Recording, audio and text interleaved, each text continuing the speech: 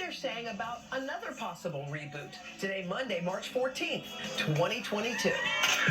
March 14th, Monday, 2022. It's my first time in New York City. Shout out to James Madison University. Reason why I'm wanting to document this is because of the situation going on right now over at Ukraine.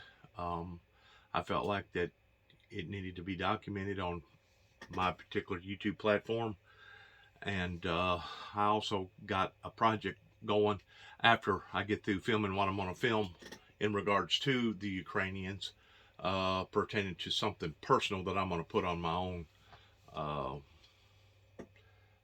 own recording here, just a little add-on in regards to some of the history that the founder of the Windmill Ministries has presently been through.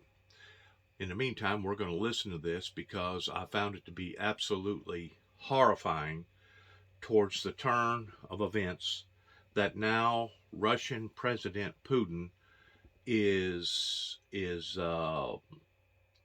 impugnating it into innocent civilian lives over in Ukraine, that violates all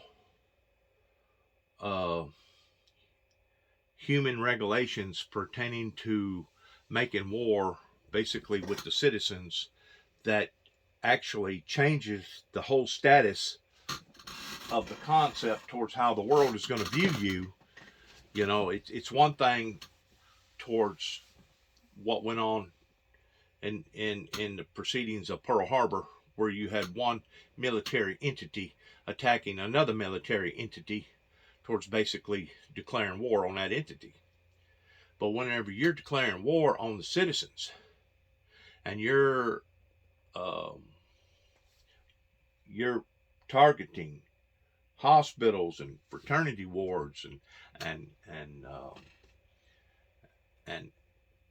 funerals and marriages and stuff like that, well, now you're reaching into the same level as known terrorist groups over in the Middle East, including the Saudi Arabia government, that has been documented and recorded thousands of times towards doing the exact same thing. Please listen. The war in Ukraine, and 3 things to watch this morning. With limited progress on the battlefield, Russian forces have stepped up their tactic of shelling civilian targets. Over the weekend, they destroyed food warehouses, cut off water supplies, and continued to bomb apartment buildings and hospitals. Those attacks have now reached the suburbs of Kyiv. Russian forces now closing in on the capital city from several directions. Meanwhile, there is some hope this morning that a new round of talks today will open the way for more civilians to evacuate and for more emergency supplies to come in.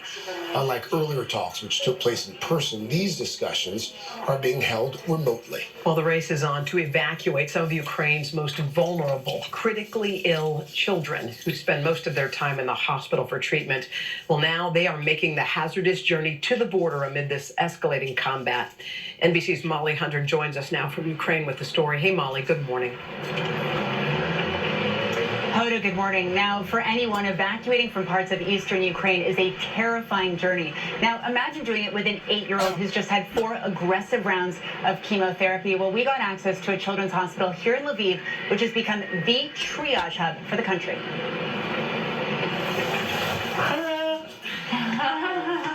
We meet 8-year-old Danny Lou and his mom Ina in the relative safety of Lviv, a week after fleeing the besieged city of Kharkiv under constant attack by Russian troops. Danny Lou was diagnosed with blood cancer on February 5th, and then the war started.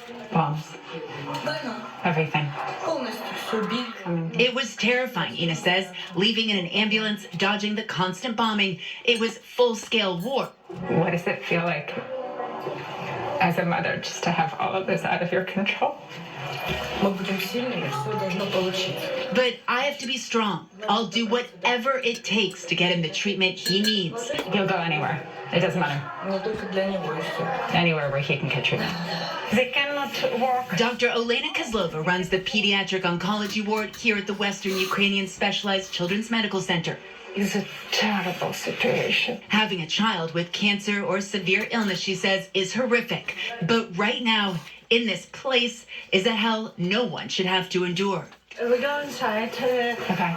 Little 7-year-old Sophia is on dialysis, awaiting a kidney transplant. A week ago, she was uprooted from her home near Kyiv, traveling with her nurse Dubrovina and little bunny Kuzo. What was that responsibility like for you? Ми з цими дітками працюємо дуже давно. These kids are like our family, she says, and there was not enough staff to get our children out. The hospital is overrun and needs to move kids out of the country. On Saturday, for Ina and Danilu, it was go time. I'm very worried, Ina says. I just want to get to the new clinic fast so we can start the treatment. The convoy, a dozen ambulances and 3 buses. Ina sent us video from the road to the border. Ми вже на границі. They made it to Poland. Я не понимаю ничего, я просто жду. Now they're outside of Warsaw. She says, Но хорошо, что мы сейчас... for now, the future is unclear, but we are so happy to be safe. Now, since the start of the war, this hospital has accepted about 250 of this country's most critically ill children. The problem is they only have beds for 180, so their priority is to stabilize these children and move them out. But this process is complicated. Now, St. Jude Children's Hospital has stepped in to try to coordinate internationally with all the specialist hospitals here in Europe. I'll send it back to you, Hoda. Of course, St. Jude has done that, and I'm so glad you got to follow that mother and son all the way across the border and find out what happened. Molly, thank you so much. All right, now to the UK, where celebrations are about to get underway at Westminster Abbey for Commonwealth Day. The annual event usually brings out almost every member of the royal family, but this year there will be some notable exceptions. NBC's Kathy Park joins us from London with more. Kathy, good morning. Hey, Chanel, good morning to you. Noticeably absent will be the Queen herself. This would have been her first public appearance since her COVID recovery. And while she's sitting this event out, royal officials say that she still has a pretty jam-packed schedule ahead.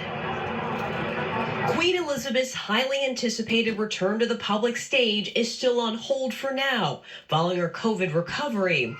Buckingham Palace confirming she will miss today's Commonwealth Day service, a crowning achievement for the monarch. Instead, asking her son, Prince Charles, to stand in. The service is going to be focused on her Platinum Jubilee and looking back to her first Commonwealth tour. So it's a really important moment, particularly as we haven't had a Commonwealth Day service for 2 years. That last service before the pandemic is when Prince Harry and Meghan Markle made their final appearance as senior royals.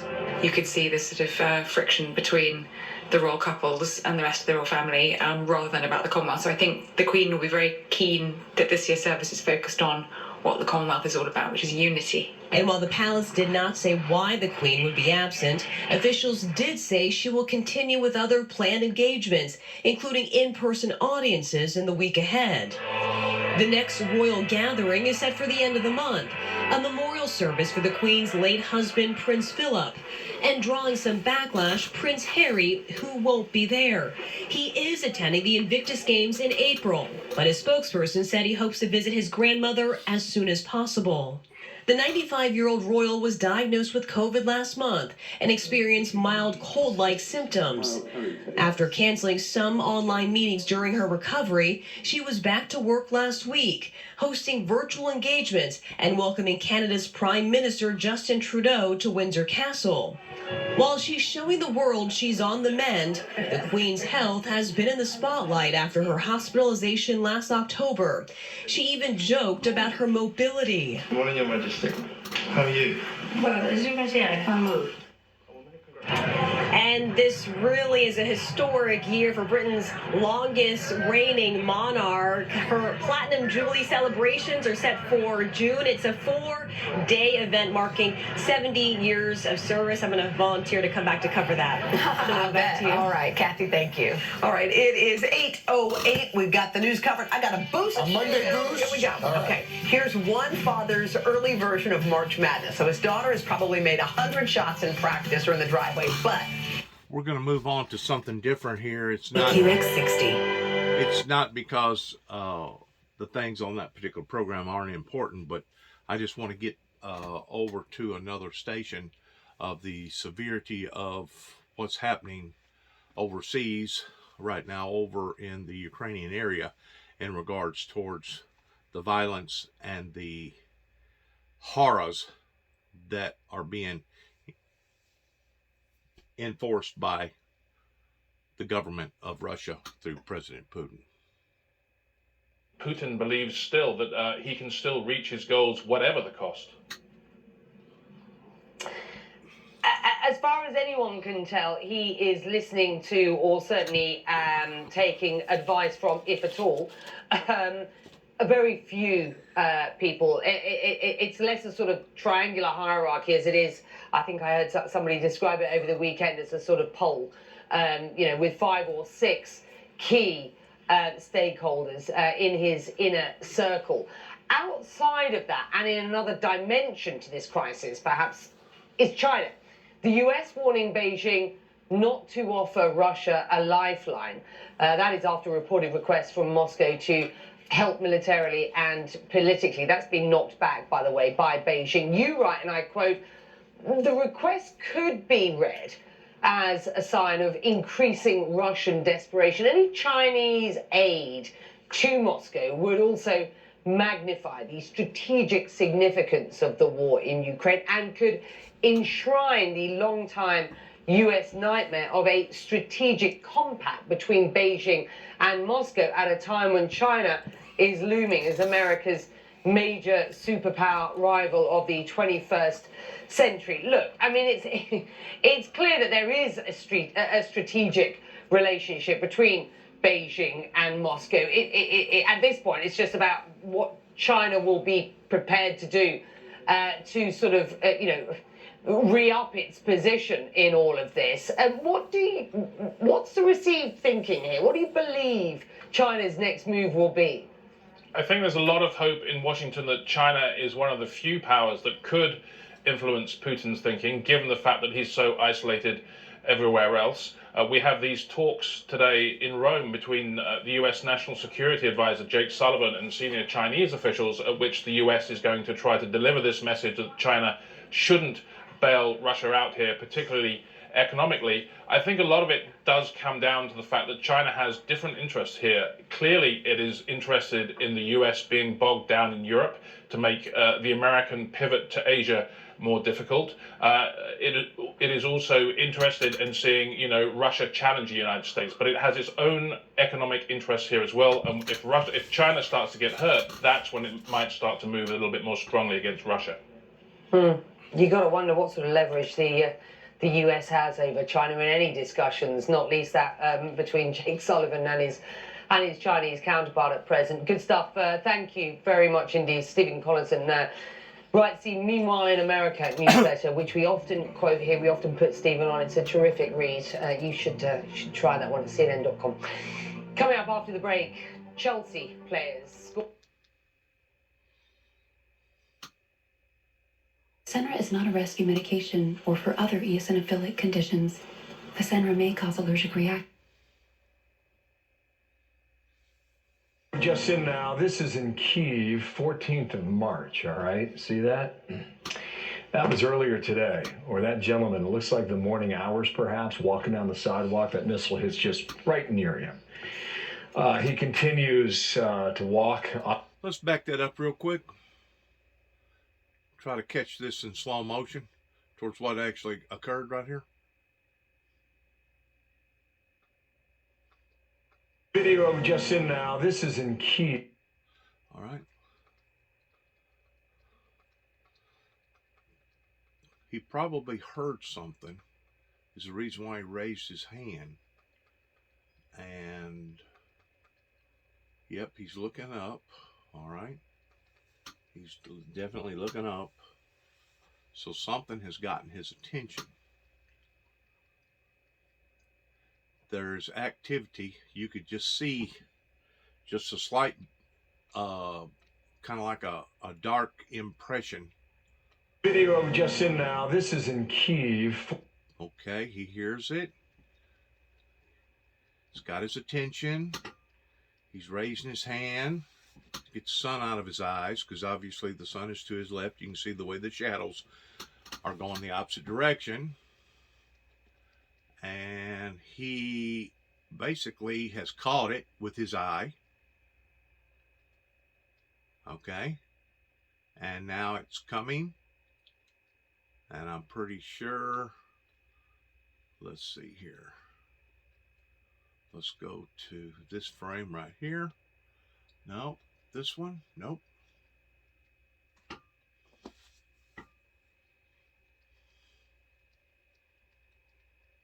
Well, I'm sorry it don't.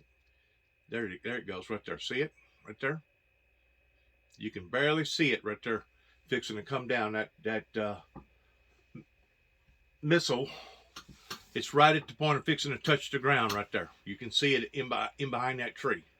He's still looking over to the left-hand side, not realizing that it has already done went past him, and now is whenever let's go to the next frame. That frame there goes off. He's still looking to the left-hand side, thinking that it's still out there, and it's not.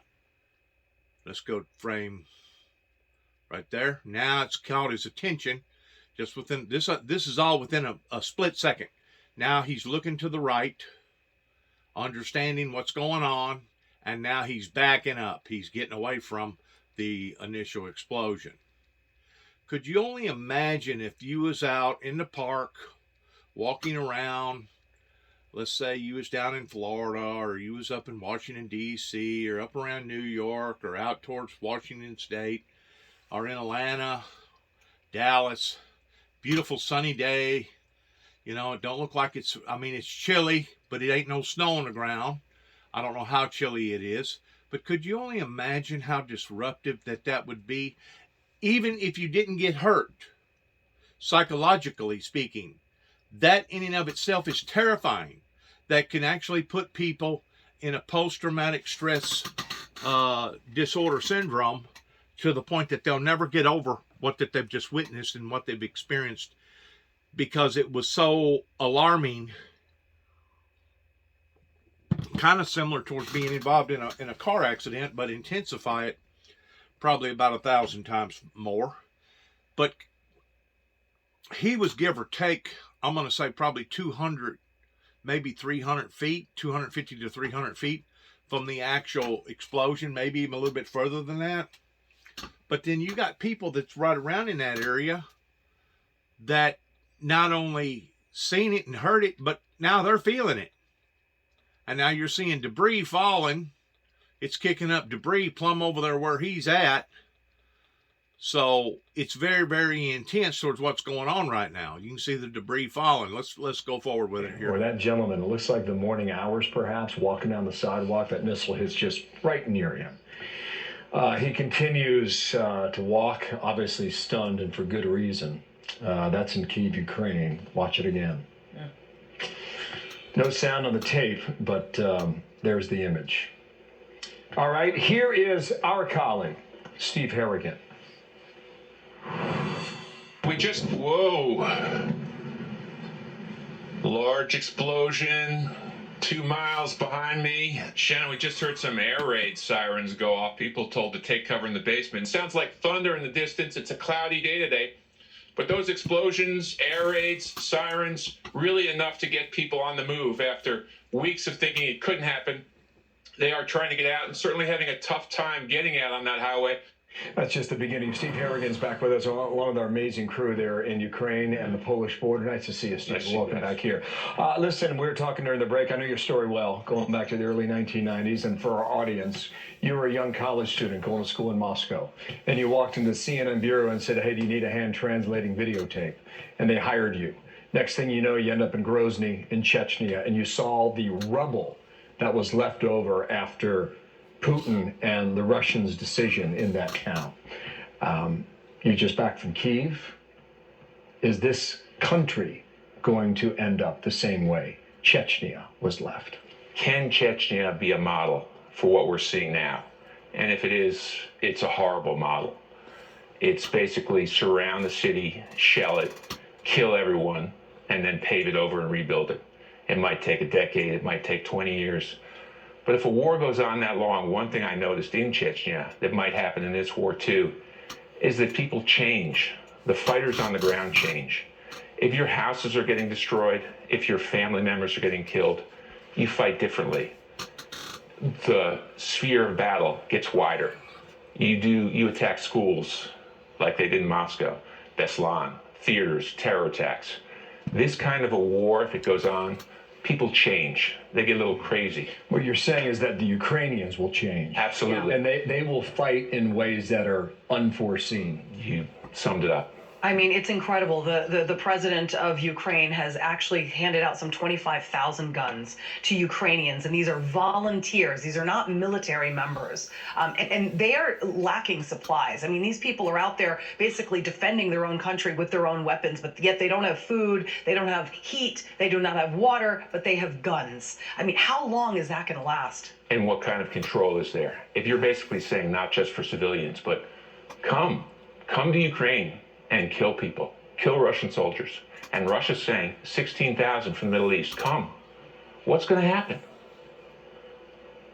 How long are they going to, I mean, I don't even understand how they continue this war. And the other thing that Bill and I were talking about before the program is how far does Putin go? I mean, where do you stop? Trey Gowdy said earlier, I mean, how much further can you sink? You know, you're killing women, you're killing a pregnant woman, you're bombing kindergartens, you're bombing hospitals. I mean, where does it end and when? I think your assumption is the one that people make, and that's that Putin's like you. Putin thinks like you. It's like celebrities, they're like us. No. You know, fascist dictators are not like us. He's going to keep going. I mean, it's a different mindset. One of his aides said in the Chechen War, it might take 40 years, but in the scheme of history, that's not a long time. And I thought, 40 years? This is the point that leads us to the next way that we're trying to understand what's in Putin's mind. He looks at Russian history based on hundreds of years, and he's talked about himself. And he talks about Odessa and Catherine the Great from the 1790s. He talks about Peter the Great. Is it, many people have observed that they think he wants to reestablish the boundaries of the USSR. I don't believe that. I think what he's trying to do is recapture real estate that he believes is rightfully Russia. And that would include the southern tier of Ukraine and into perhaps Moldova.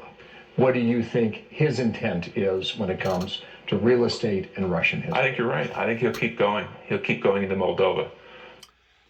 I have used the strategy or the analogy that it's almost as if a separation has occurred, a bad divorce, a bad separation between a couple, and the one is so jealous of the other one that he or she is not willing to let that person go.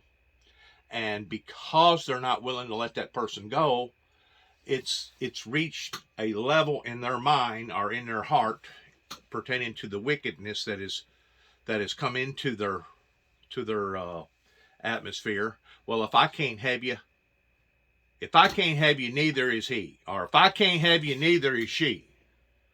And of course, we see in a situation like that again and again and again, where basically the lover will kill the other so-called lover. Strange love, don't you think, right? The lover will kill the other lover to prevent from that lover making love to somebody else other than the original lover. And of course, 9 times out of 10, whenever it reaches that level of hostility, usually not only does the lover kill the lover, but the lover winds up killing her or himself. I think it has reached this level using psychology strategy with President Putin, that he has looked at this whole scheme of things in the past 30 plus years. And because he's basically on his way out, he's been in power now, about 21 years. He don't like what occurred. Not only does he not like, but a lot of the oligarchs don't like towards what occurred, towards having to give up a lot of real estate during various agreements that happened either before 1989 or after 1989, towards the collapse of the old Soviet Union. And because of it, it's reached a point of all for one and one for all in his mind. And it has reached a point that if I can't have Ukraine, neither are the SOBs that he looks upon as being Nazis, okay? But the real person that's being the Nazi isn't the Ukrainians.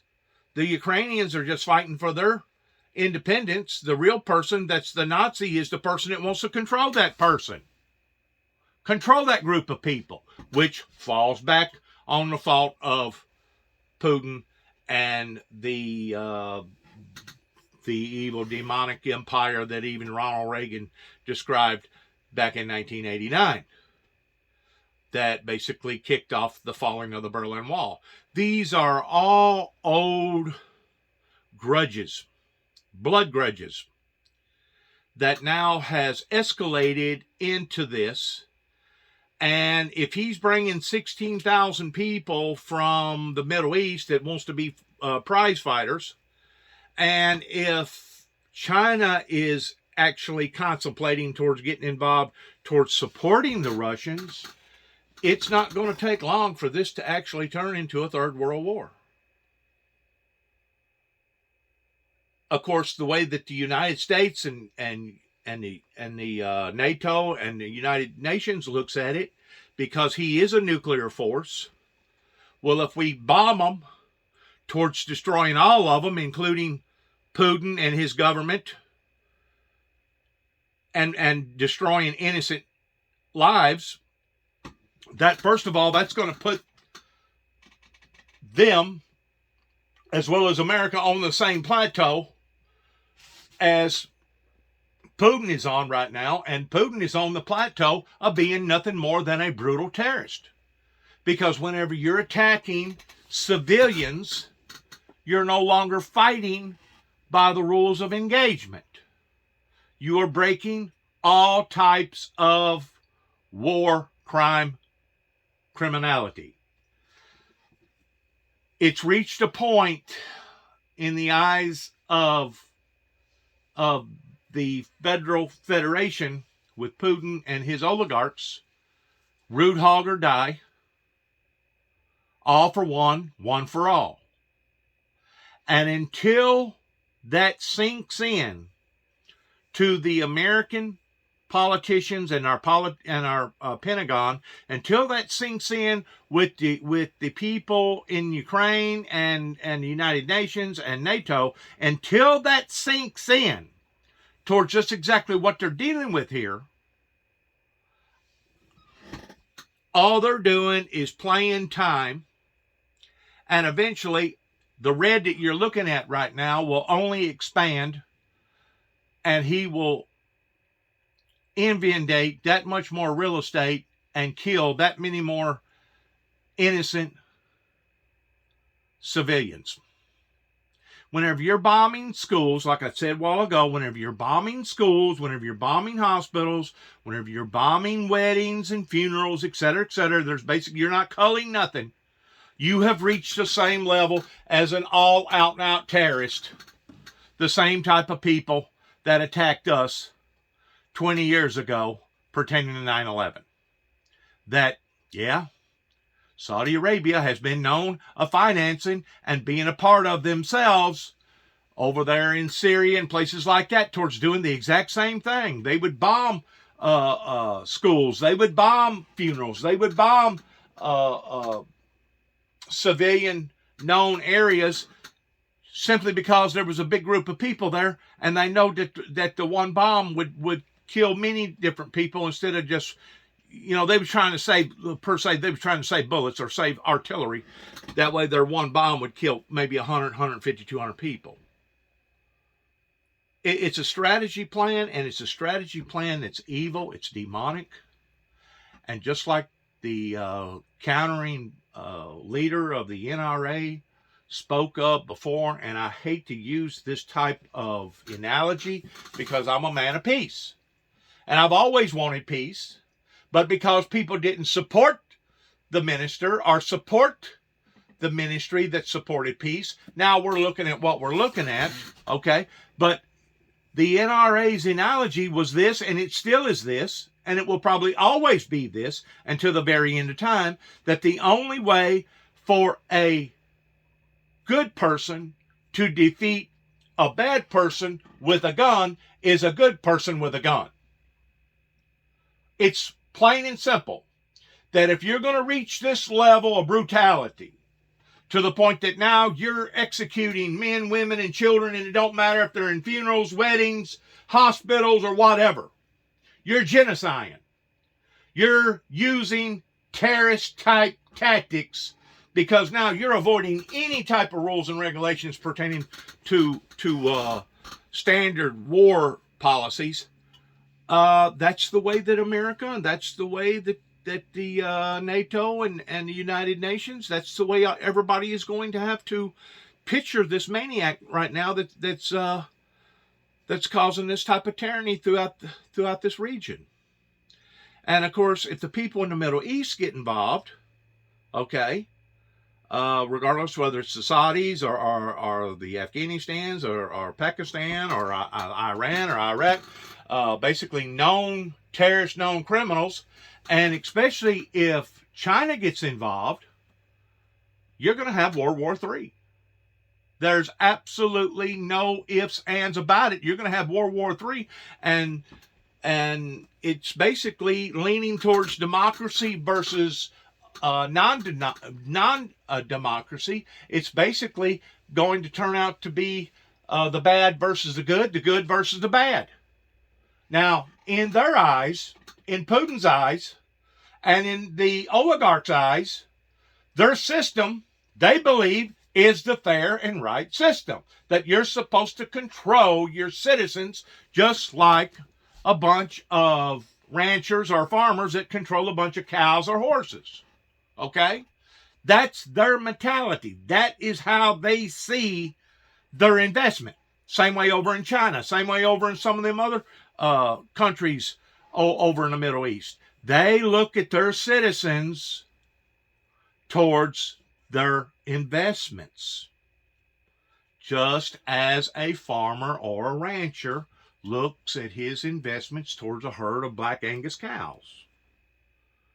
Now, for the past 2 years, they have been affected, because if they did not do the proper right thing in the eyes of the world, the global society, towards reaching out and taking care of their citizens, towards making sure that their vaccination shots was available pertaining to the pandemic, and basically isolating people away from their businesses, that's caused profit margins to drop severely. Now we're going to go from trying to save life to taking life.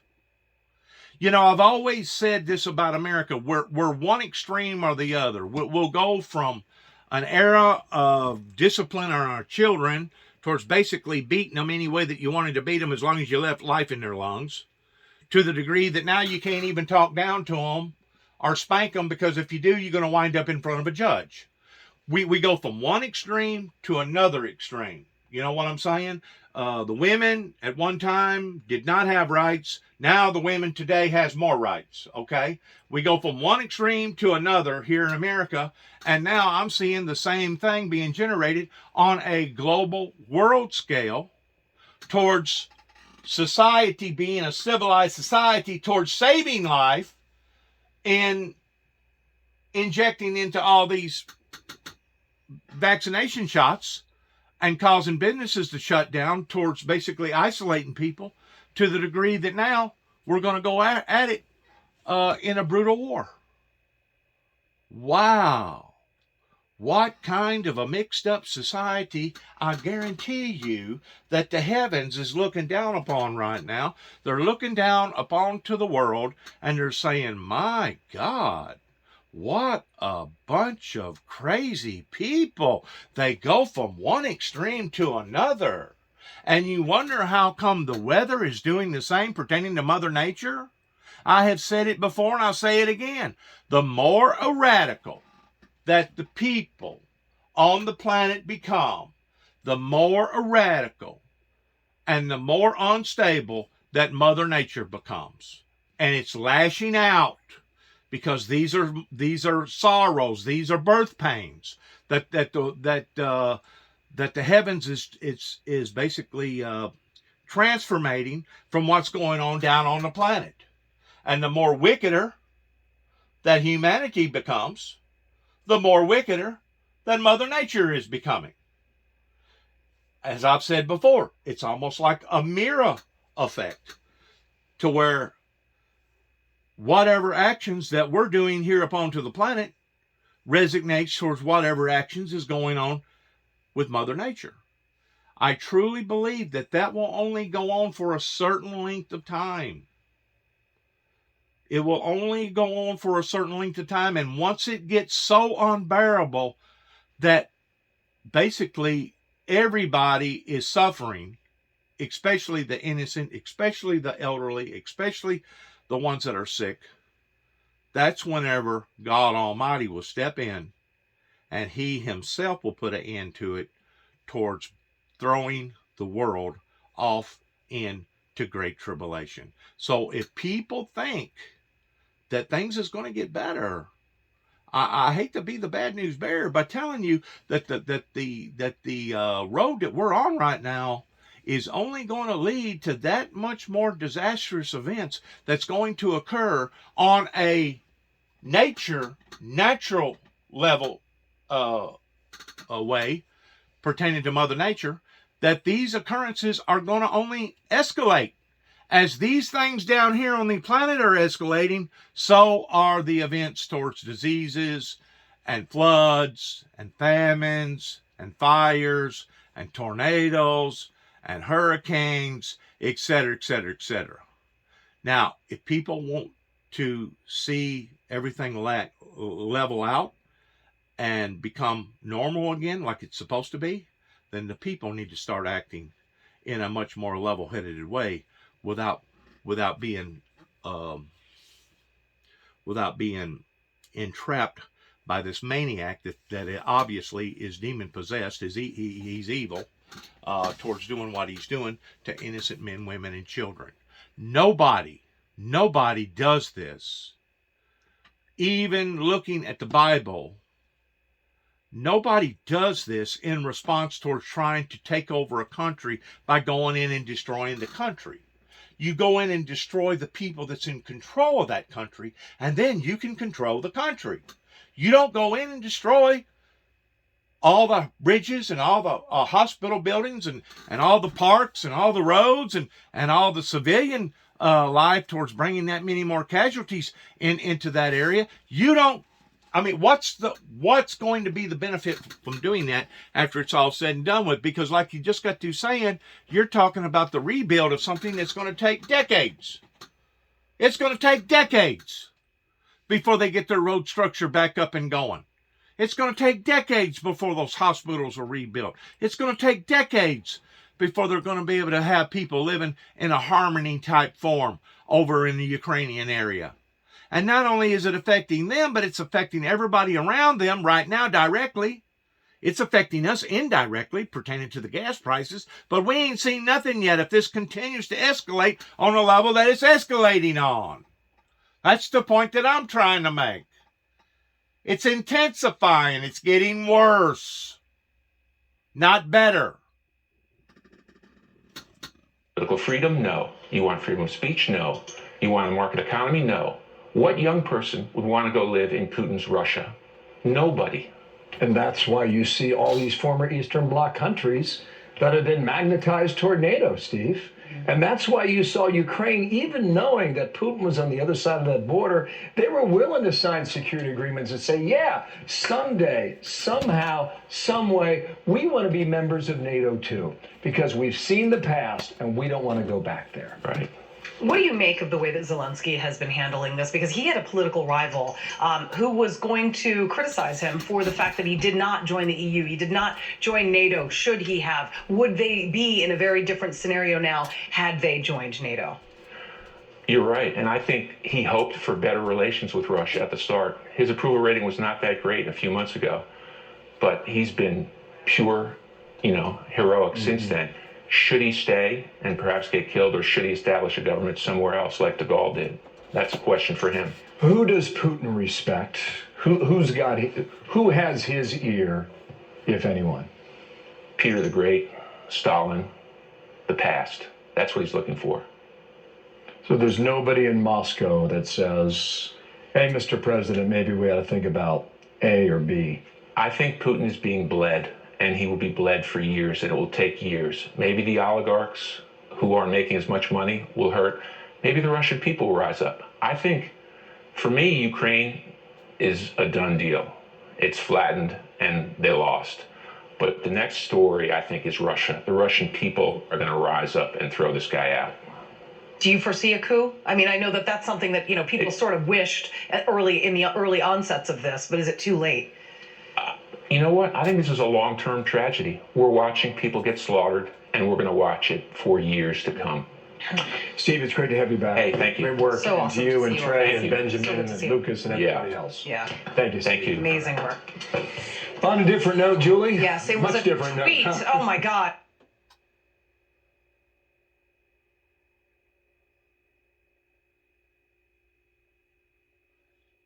It is so sad in what we're witnessing right now on a level of basically it's like a runaway train or a storm that's raging that obviously to fight. Article 5, remember? Former U.S. ambassador to NATO, Kurt Volker, is in focus. Plus, Russia reportedly asking China for military help and money to take Ukraine. The U.S. is warning Beijing to stay out of it. But did they even listen to us anymore? Senator Ron Johnson, Lieutenant General Ben Hodges, the Faulkner Focus, top of the hour. While surging gas prices are causing pain at the pump, some states that produce oil are hitting the jackpot. Dan Springer is live in Seattle for us this morning. Good morning, Dan. Yeah, hi, Julie. These high prices are hurting a lot of people. It's 5.39 at the gas station here in Seattle behind me, well above the national average. But as you said, there are winners, including the states that produce this very expensive oil. Alaskans are used to paying a premium for their energy, but the sting is softened every year as they open their permanent fund dividend checks. With oil prices low the last few years and production on a long, slow decline, those payments to every Alaskan got down to about $900.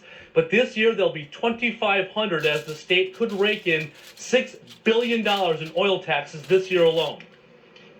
I'm delighted about what it does for the state coffers, but definitely more concerned about what it does for our citizens. Alaskans get 75% of all of its tax revenue from oil, even as it's dropped to 5th in the biggest producer in the country. Texas is number 1, but its economy is much more diverse. North Dakota and New Mexico are also very dependent on oil taxes. In North Dakota, where whole cities popped up around the Bakken Shale Basin a decade ago, residents get a tax credit every year thanks to taxes paid by the oil companies.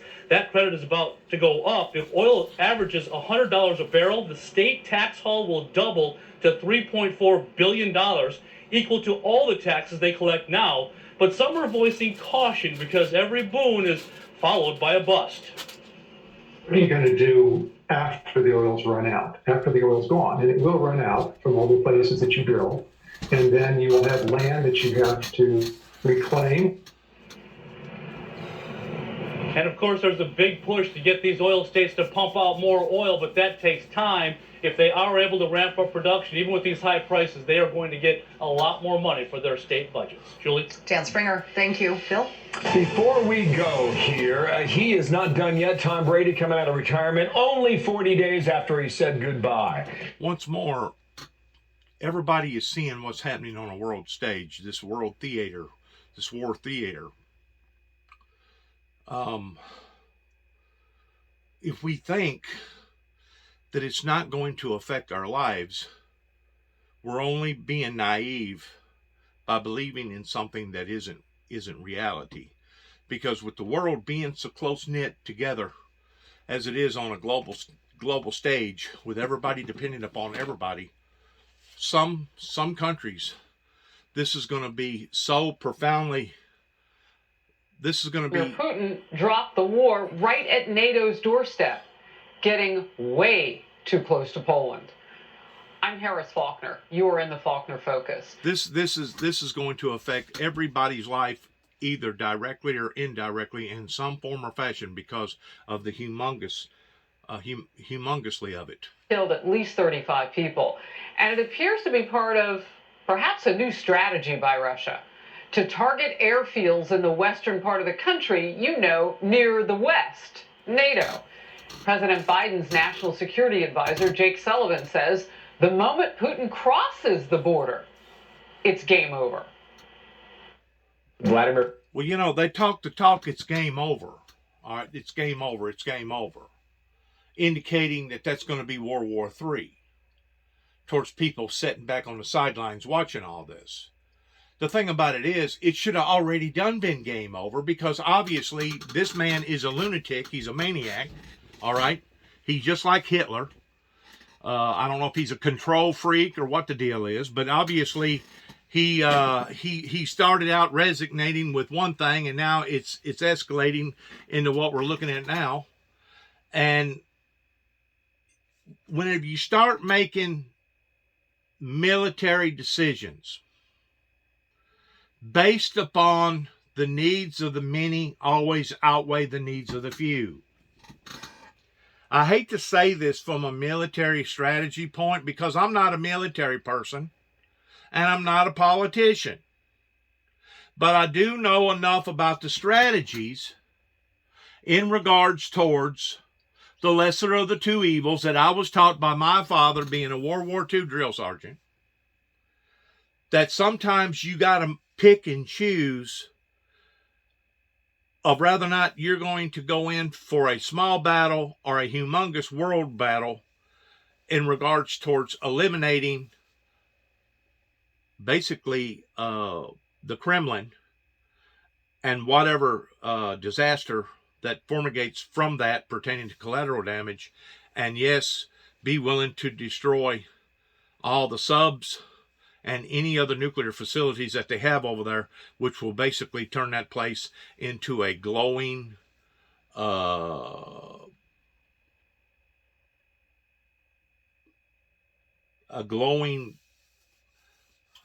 nuclear site that will be uninhabitable for probably the next 500 years, or at least another 100 years. You got to look at it from a strategy point.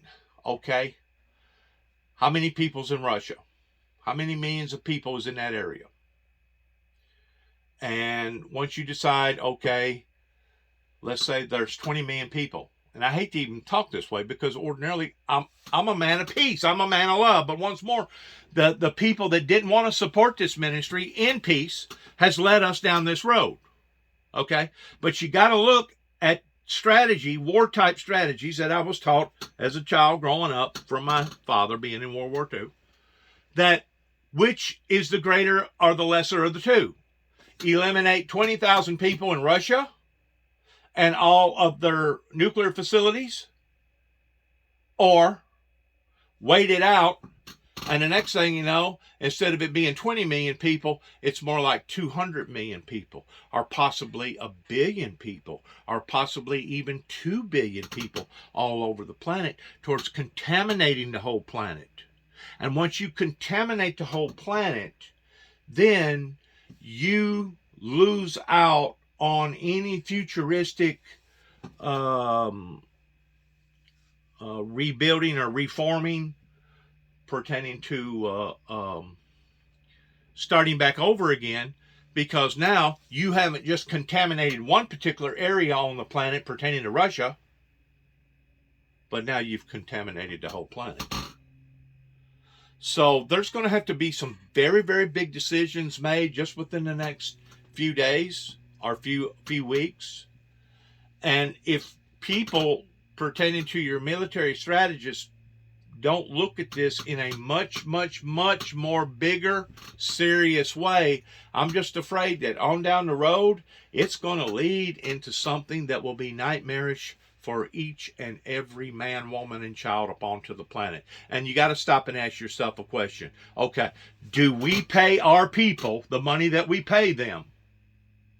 Does the Ukrainians pay the money that they pay for their military services and NATO? Do we pay these people the amount of money so they can sit back and allow for us all to go down on this sinking ship? And like I said, I hate to even discuss this way, because I know it sounds barbaric. It sounds that's the only way that I know to describe it, is that it sounds absolutely barbaric on the level that I'm talking. But whenever you know something is erupting like this, as the old saying goes, if you can't cut it off at the butt, if you can't cut it off towards diminishing its powers or diminishing where it's wanting to go, eventually it's going to continue to grow and fester. And the next thing you know, instead of it just contaminating a few 100,000 soldiers over in Russia, the next thing you know, it's going to contaminate the whole freaking planet. And the next thing you know, you're talking about a global planet event. You're talking about Armageddon. You're talking about the end of the world is what you're talking about. Once more, I'm not a strategist. I don't do military decisions. I'm not a politician. I'm a messenger from God by giving out a message that, according to the Bible, the book of Revelations, before the second seal can ever be opened, the red horse, there has to be a revival that will resonate into a revolution. But I've looked at it extensively close in how come the sword that is announced and pronounced in the Bible, in just about any Bible that you want to read that's associated with the book of life, how come the second seal announces and pronounces the sword being a great sword? If I have asked myself this question once, I've asked myself this question a million zillion times. God, what's going to make this sword so great? Is it going to be because of the materials that it was made from? Is it going to be because of the location of where the sword come from? Is it going to be because of this particular item maybe being buried under the White House that George Washington or Abraham Lincoln had, and now suddenly it gets dug up to be used as the sword symbolizing peace on earth? What's going to make this sword so great? Now, since I'm standing back March the 13th or 14th, whatever day it is, I think it's the 13th, and I'm looking at this from hindsight, just as a spectator would look at a ball game, I'm realizing now more and more and more how valuable that the works that I have done in the past are going to eventually be looked upon in a greatness type form. And it's not going to be because of necessarily the individual that done the works, okay? But it's going to be because of the initiation of the works. You know, whenever I went up and started this movement, I'm going to use that word, back in 1989, I was hindered by the devil and the devil's people again and again and again. I mean, if I wasn't hindered by Secret Service, I was hindered by various law enforcement agencies, either here in Tennessee, Kentucky, Atlanta, or out in Oklahoma. I had to go through so many different levels of resistance, regardless whether it was being forced to quit my job by getting off of a radio station that I had rightfully paid for the time of being on a radio station, or being criticized and banded from all these churches around here. My whole family went through ridicule because of the calling that God had placed up into my life. So now, in the year 2022, because this is all unfolding the way that it is, I'm beginning to understand the meaning or the reasons in behind the sword being a great sword, because it was in fact the very sword that God himself anointed. The first one the first one was kind of like a trial basis towards it being an aluminum sword that was only to be used as a teaching aid, okay? That was whenever Homeland Security got involved towards confiscating it from the ministry that they had no right in doing over in Madison County, Jackson, Tennessee. That was in 1989. I have predicted again and again and again, and you will see if you keep up with my files and keep up with my work of the material that I put out, you will see that I have put out extensive amounts of warnings, extensive amounts of telling people of these things that are going to occur, that are only going to intensify until somebody allows for this ministry that God has called me into to have a voice. They didn't want this ministry to have a voice. That was one of the main reasons why Weakley County, the state of Tennessee, wanted to criminalize the individual that's talking to you right now. That way, not only would this individual back off from his religious convictions, but now we was going to stain him for life towards him no longer being capable of being in the presence of a firearm. It wasn't so much that they was worried about one vote, regardless whether the vote was either for them or against them, but because society has reared up so strongly around in the area. What are we going to do with this maniac? See, that they'd already done pictured me being a maniac. In their mind's eye, they thought that I was a maniac. They thought that I was a lunatic because they had painted me up as me being the black horse or the pale horse or the Antichrist or the devil himself. That's how deceived that these people around here was. Well, now, since you're actually looking at a real maniac, okay? Now that society is finally looking at the devil himself, I do believe that possibly some people in this area, if they're man enough or woman enough to come clean in admitting, you know what, Juby? You wasn't such of a bad guy after all. In comparison to this maniac now that's killing men, women, and children, that's blowing them up on a day-to-day level. That's basically in a formigating World War III. That it's got all these nuclear activities in behind him. No, I wasn't a bad guy. And I tried to preach that and tell that to people, that the only way that you can take peace from the earth, according to the second seal, after a great sword was handed to Satan, is that there has to be peace upon the earth to take. I kept preaching that and preaching that and preaching that, putting out material, being chastised, being knocked down, being ridiculed, being hated, being demonized, being dehumanized. I kept going through these events again and again and again, regardless whether they was events in Tennessee, events in Kentucky, events out in Oklahoma, okay? I kept standing up for that in which what I originally stood up for whenever 9 tapes went to the White House pertaining to the spiritual wonder that had occurred in my life towards me receiving a spiritual crown of thorns that, yes, today I can still feel up onto my head, and me meeting this darkly Arabic individual that has now been manufactured by the devil himself, that's basically half human and half supernatural, or 100% man and 100% supernatural. The only difference is this individual represents evil.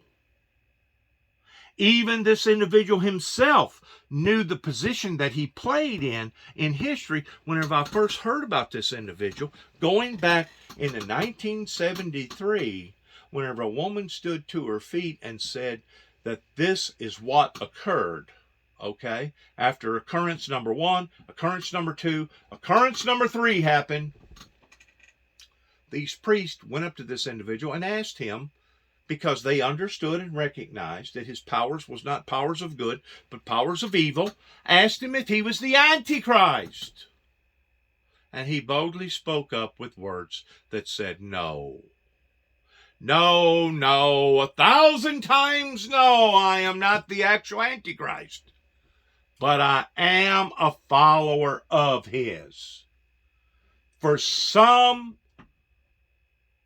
weird, unknown reason, the church communities around in this area rejected that message, denied that message, but yet now they wanted to preach this message ever since I was a knee-high to grasshopper about the Antichrist, about the one world government, about Lucifer, about Satan, about the opening of the seals, about the two witnesses, about the teachings that Jesus Christ taught. But yet now, whenever the individual stood up towards actually proclaiming these things, oh, we ain't going to have that. Set him down. Bring false accusations against that individual. Let's try to set him up. Let's declare him this way. Let's declare him that way. Let's stop him over here. Let's slow him down over here. Let's hinder his works. Well, that's all that you have done, Northwest Tennessee. You have hindered the work of God. And now, because you hindered that work, now you're seeing the repercussions of those hindrances.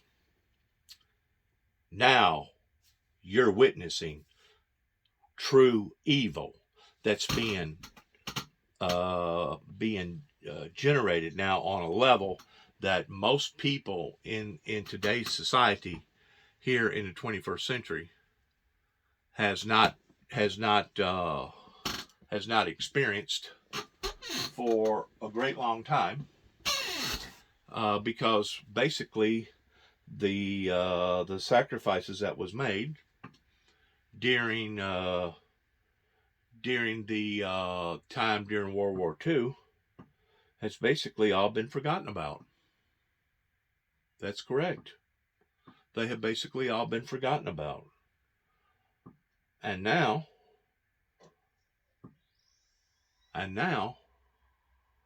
the haunting of the past. That's my niece. Those are my two cousins. Now the haunting of the past has now resignated into the present. What you're fixing to witness here, sorry about that, I messed up. What you're fixing to see here is a old album that I've had whenever I was building, David and I out here on a project pertaining to the St. Dale's Recovery Shelter that basically began right there before we even had walls around it. We barely had a top on the building. We put the cross up before we put the RV up underneath the building. Okay. And we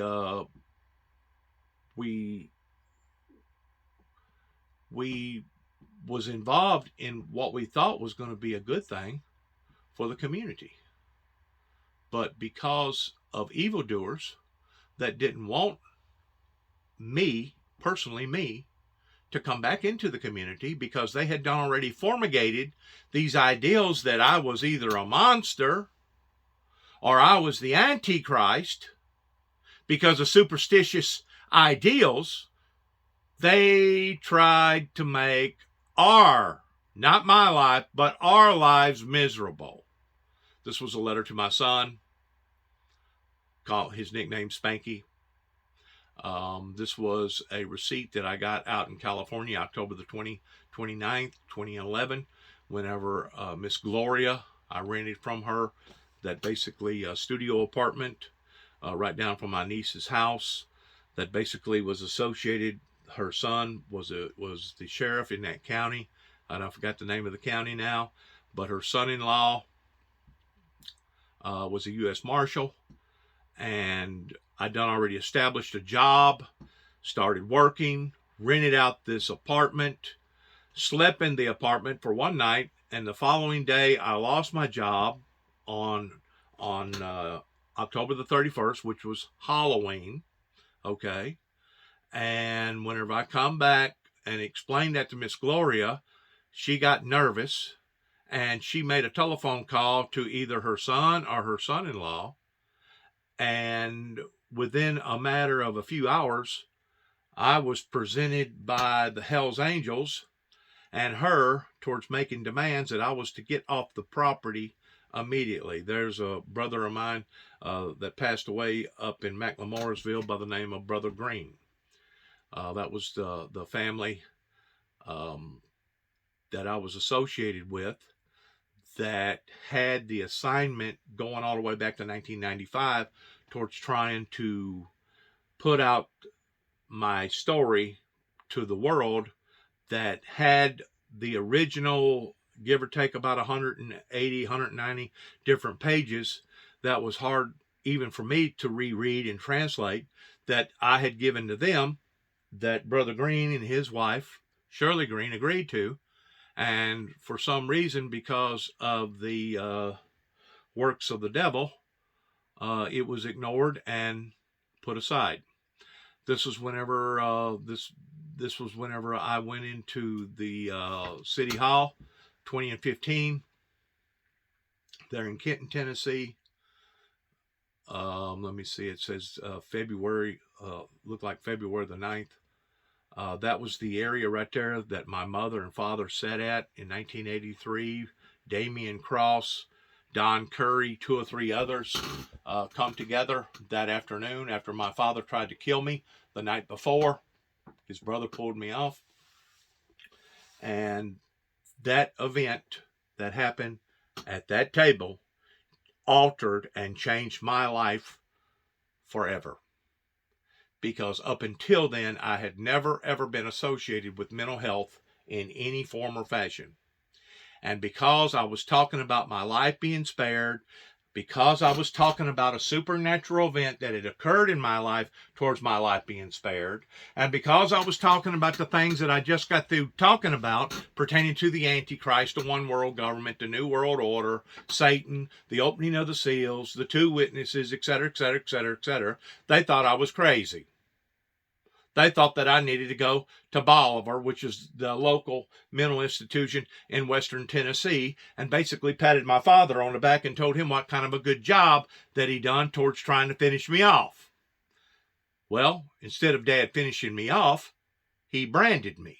He marked me. But not only did he mark me, but the officials in Kenton, Tennessee marked me too as well, where my mother was raised up right down the road, give or take about 7 or 8 miles. Whenever I come back in 2015, I started asking some questions to this lady right here that used to be a Neal, that was Leroy Neal's and Bobby Neal's sister. At that time, she was the mayor over in Kenton, Tennessee. I started asking some questions, and she got a little fret about it, because she didn't understand how come my mother went through what my mother went through, and my mother didn't report him. My mother didn't turn him in. Well, what she don't realize is that what went on in the 60s and the 70s was nothing in comparison to the laws and the benefits that women have today that they didn't have back then. And back then, if you walked away from your husband, you was looked down upon by the community. You was looked down upon by the community because they immediately blamed the woman instead of the man, especially in this particular area. Now, up in New York, Chicago, Pennsylvania, up in Washington State and Los Angeles, California, I'm pretty sure all those different atmospheres was different, even back in the 60s and the 70s. But they was still dragging the old stuff around here in the Tennessee area because they wasn't willing to conform. And as far as I'm concerned, that's one reason why that the ministry never took off, is because they wasn't willing to conform. They got all these ideals about what Uncle Albert or Uncle Joe or Aunt Sally or Miss Thompson done back hundreds of years ago, and for some strange reason they think that that's the things that we're supposed to remember, which there ain't nothing wrong with remembering those things, but we're still supposed to live by. We're still supposed to abide by. In other words, they go by this theology that if it ain't broke, don't fix it. But the thing about it is, it's been broke. It's been broke for 30-something years, and it's showing up even more so today. But anyways, this woman wound up passing away because she had some sort of an operation. Don't know what the operation was, and the doctor told her to stay bedridden. And they had a parade the following next day whenever she got to come home, and she decided to get in the parade. Well, because she was exhilarant towards doing things that the doctor told her not to do, she had a back set with her health, and she wound up passing away. Did you know that I wound up getting partially the blame for her death? A matter of fact, I went to her funeral and was ushered out by 5 men over here in Kenton, Tennessee with guns, with the sheriff that's now retired from over. I ain't going to mention her name. But anyways, I was ushered out by the Church of God Church, being very loyal, humble, professional, being very kind. And it was one of the most embarrassing events that I think that I'd ever went through in my entire life, towards a group of people doing me that way, knowing that I was kin to the Neals on my mother's side. Didn't have nothing to do with her position at that time. And the clash that we had pertaining to me telling her a little bit about my story, I wasn't trying to say that it was her fault, because at the time she wasn't the mayor of Kenton, Tennessee. Damian Cross was. But she sure took it of an offense. She took it personal. The whole Neal family took it personal, even though I went to church with them Sunday morning, Sunday night, Wednesday night, had Bible study with them Tuesday, worked with them for about 2 years, worked for them, okay? Working on implement stuff, and got to know them very, very well, while they was steadily indoctrinating me and telling me that the things that I thought and the things that I had interpreted out of the Bible was crazy, was insane. Well, now, 30-something years later, now we're seeing the repercussions. There's Damian Cross right there, the individual that had the little town hall meeting that night that basically altered my life, changed my life. Anyways, they thought that they was going to be able to oppose the anointing that God had placed on my life since my life got spared in 1983. And because of it, they got out here and started blabbing a bunch of bad stuff about me, and they planted a bunch of bad seeds. And I can't just blame it on them, because my father done the exact same thing. He went out here explaining to the general public that he had one son on the Bible, one son on the Bible, one on the bottle, one on the Bible. And according to his analogy, we was both crazy. Well, what caused my older brother to get on the bottle? You think it may have been because my father was crazy? You think it may have been because my father was abusive? You think it may have been because my father was touched some way or another towards wanting to brutalize his family, towards being aggressive and being violent, that the vast majority of the communities around here, the people around here knew about, beginning with the Whites, the Stones, the Morgans, the Hazelwoods, the Davises, the Nelsons, the Jacobses, the Halls, the Staggses, the Robinsons. I could go down a big, long list just of the people right here in this area, not counting the people in Kenton and not counting the people in Sharon, that knew what kind of person that my father was. Whenever my father was good, he was real good. He had good qualities about him in lots of areas, towards being able to sing, play music. He was very generous whenever it come to meeting people, going to various events. But whenever he was bad, he was really, really bad. And to this day, even my son is in denial about looking at the truth about his very own grandfather. And I understand it hurts him to some extent that his grandfather was the way that his grandfather was. But, you know, if I was lying about the things about his grandfather, I could understand my son being offensive to it. But whenever you're telling the truth about the attributes about an individual, regardless whether it's your father, your mother, or your grandfather, or your grandmother, and you're still in denial about those attributes, well, guess what? That speaks volumes about my son, towards not wanting to accept the truth about his grandfather. just like the people around here not wanting to accept the fact that they was wrong about the individual that's talking right now, and they still want to declare me as either being crazy or being the Antichrist. So you wonder, that's a guy there that I used to work with there in Huntington. I worked with him and Jimmy Darnell. That's him and his wife. That's David Lloyd, that now works for the Post Office Service. He may be retired now. They're at the First Baptist Church there in Huntington, which is a beautiful sanctuary. People in Carroll County, I liked them. They was good people. That was a sticker that I had on the back of my truck. That was a sign that got mutilated by being vandalized out here on my property, along with the peace sign that was on the cross, along with the big sign that you'll probably see. These was all, this was the first time that I dressed up the Purple Heart Memorial out here. That was my father's plate that was on his vehicle. That was the beginning phases of the Purple Heart Memorial. All right, hang on. We put the sign up right there. Took another picture of it right there. That sign got victimized, and of course you can see the cross right there. At that time, still hadn't put the peace sign on the cross itself.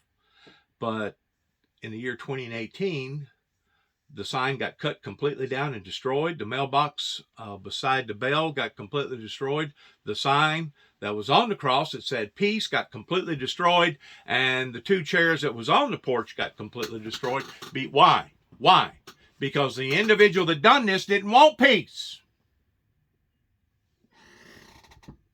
And as far as I know, to this day, they still don't want peace, because they still haven't addressed the matters towards what went on back then. I still haven't got any type of formal or informal apology, either by the citizens of this neighborhood, this community, or the officials either in Kenton, Tennessee, or in Weakley County, either in Martin, Tennessee, or Dresden, Tennessee. So you know what? I'm on a wait type game here. Okay, I'm waiting it out and seeing what's going to happen. In the meantime, I'm seeing my country being destroyed. That's Mr. Davis. He went to the church there in front of the hospital there in Union City. And I forgot the name of the church now. But Mr. Davis was raised up back here in behind the bottoms over here in Beach Ridge and wound up moving. His parents moved out of there whenever he was just a child. And that's how I got to meet him, because he was driving down here one day and he stopped while me and David, my brother, was working. And me and him got associated with one another. This picture was taken 10/24/2015. This was David, my brother, David Jeffrey Jackson, wound up going to court pertaining to the people that was living in the trailer, and behind him that was driving that little yellow car and that truck right there, and the truck that's sitting on the road right there in front of the mailbox, that used to be my father's 1988 Toyota that I have recently gotten rid of a couple years ago, that one of my neighbors has got now. But that was my brother, David Jeffrey Jackson, and I think that was one of the first times that we really got real serious with the Ridgeway family towards going to court, myself and David. And instead of the things leveling off and getting better, they actually got worse. They intensified. Like I said, this was in 2015. I do think that Mr. Moore did put them on some sort of a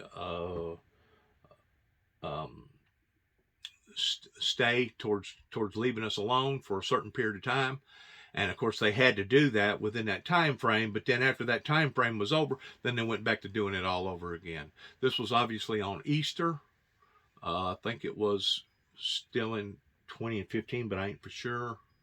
Let me back up and see. Yeah, that was in 2015, March 31st. That picture was taken. That's whenever Christ said it is finished, whenever he was being crucified on the cross. That was part of the sign, the broken cross. The reason why that my brother and I put that that cross up, because the system basically has been broken pertaining to so many crooks, us being $30 trillion in debt, all our jails.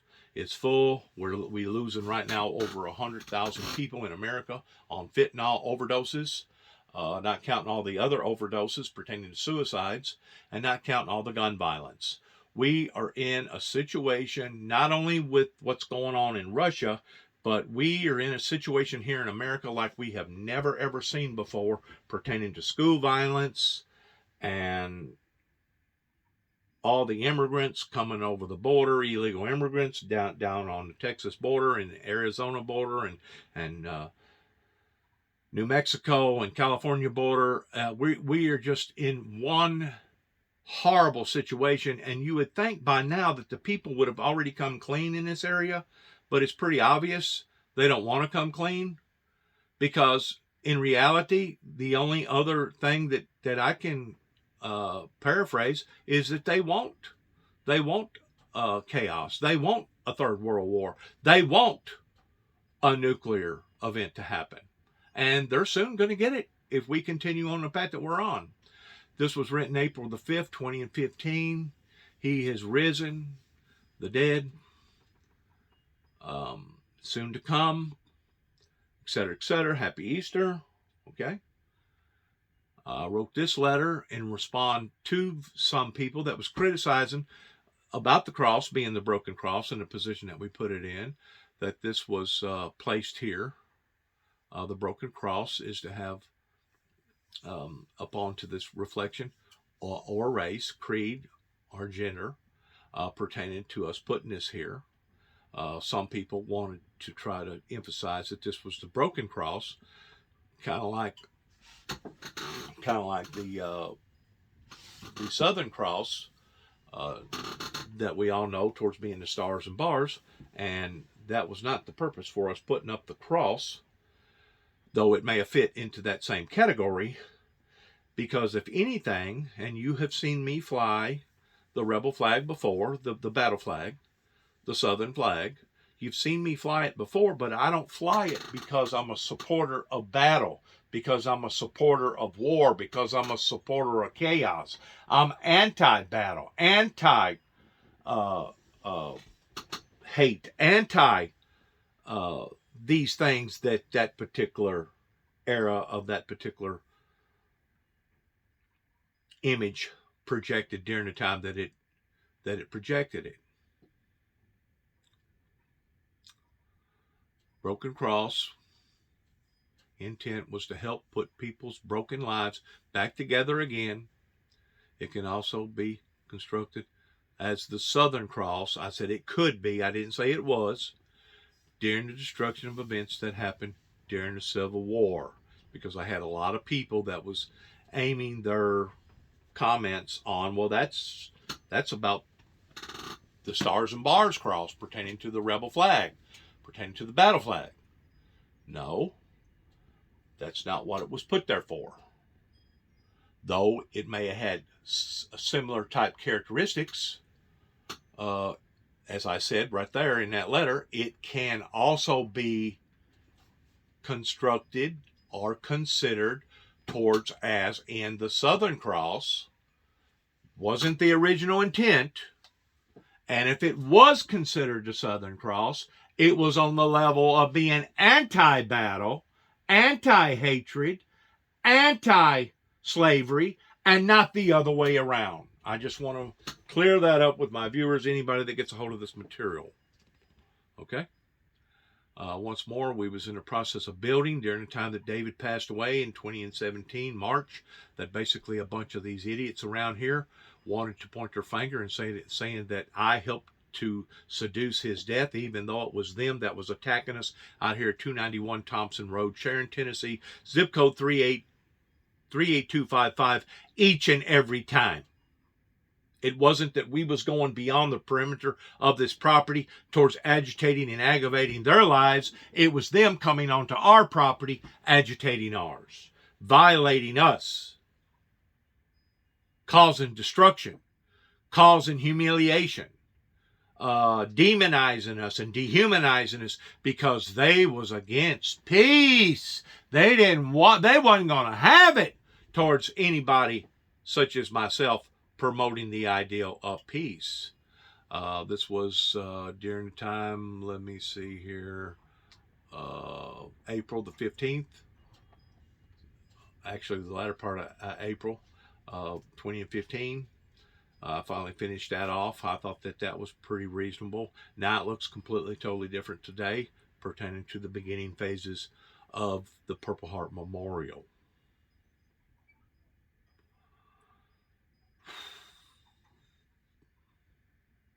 Brings back a lot of memories and brings back a lot of sorrows pertaining to what David and I had to go through pertaining to the broken cross of putting our message out to the community here.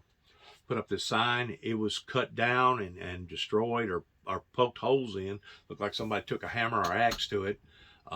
Sign cost us quite a bit of money to have it put up.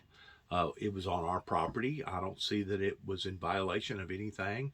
Matter of fact, it was basically honoring not only our American troops that we have worldwide all over America, but it was also honoring the African American, the Native American culture of the Windmill Ministries to the far right. And it was basically it was a statement pertaining to what we believed in, and it was also a special tribute to the woman and man that come back after the Great Depression from Chicago that bought this piece of property by the name of Miss Vera Aldell Jackson. This was erected and displayed, this sign and the cross, July the 4th, 2014, which was 8 years ago. And yes, I have documented every movement towards every event that's ever happened out here. And if they don't like it, well, the only thing I got to say is tough, tough. Because they shouldn't have acted the way that they did. And now they're going to have to eat crow because they did eat it.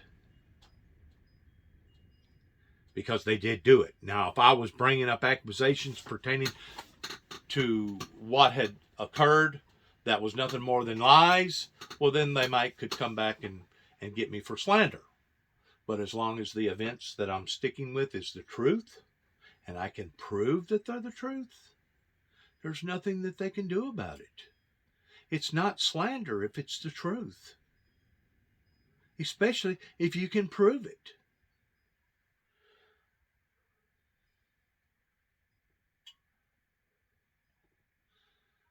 Windmill Ministries established in 1988. That's whenever I first sent the White House 9 tapes to the White House. Boy, have they ever fought me tooth and nail towards trying to make sure that this message never got out pertaining to the Christ Incorporated Associates. I couldn't believe that coming back in 2014 that I had so many people that was against this ministry towards not only the ministry, but wanting to attack the founder of the ministry. And I couldn't believe that the law enforcement agencies around here sat back and allowed it to happen. Which tells you how backwoods that they are. Which tells you how prejudiced that they was pertaining to the message to begin with. Now all these storms has come home to them. Now all this problem has erupted over in Russia. And now we see how terribly, terribly wrong that they was. The sword to the left-hand side on the upper part of that cross is the sword that laid upon the altar, even though I had so many complications in Kentucky, western Kentucky, and Land Between the Lakes. It took 3 different events before I finally had that sword up on the altar for a full 40 days and 40 nights after I went out to Denver and come back.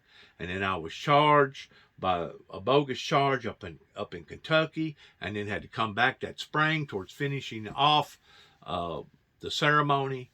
3 different events that I have fully recorded of the events that happened in Land Between the Lakes between the year 2007 leading up into 2013. Horrible, horrible events.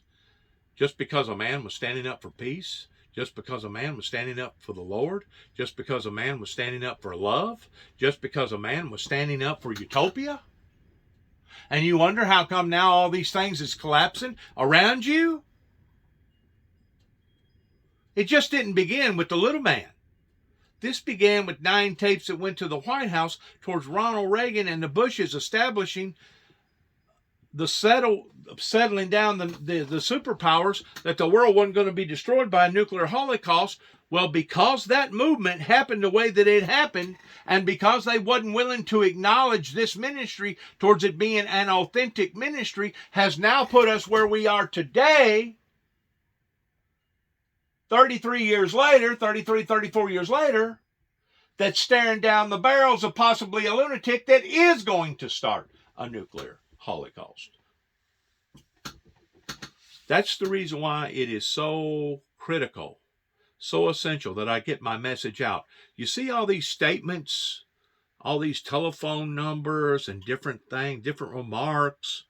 That was all posted by the maniac that owned the property across from me, that was deliberately wanting to bring torment, horror, to not just my life, but to my little brothers too as well, to the point up until my brother died in 2017 because he couldn't take all the emotional stress and all the damage that was being done psychologically to us. And then turned around and headed back on me that I was the one that caused his death, even though they was the ones out here tormenting us every day.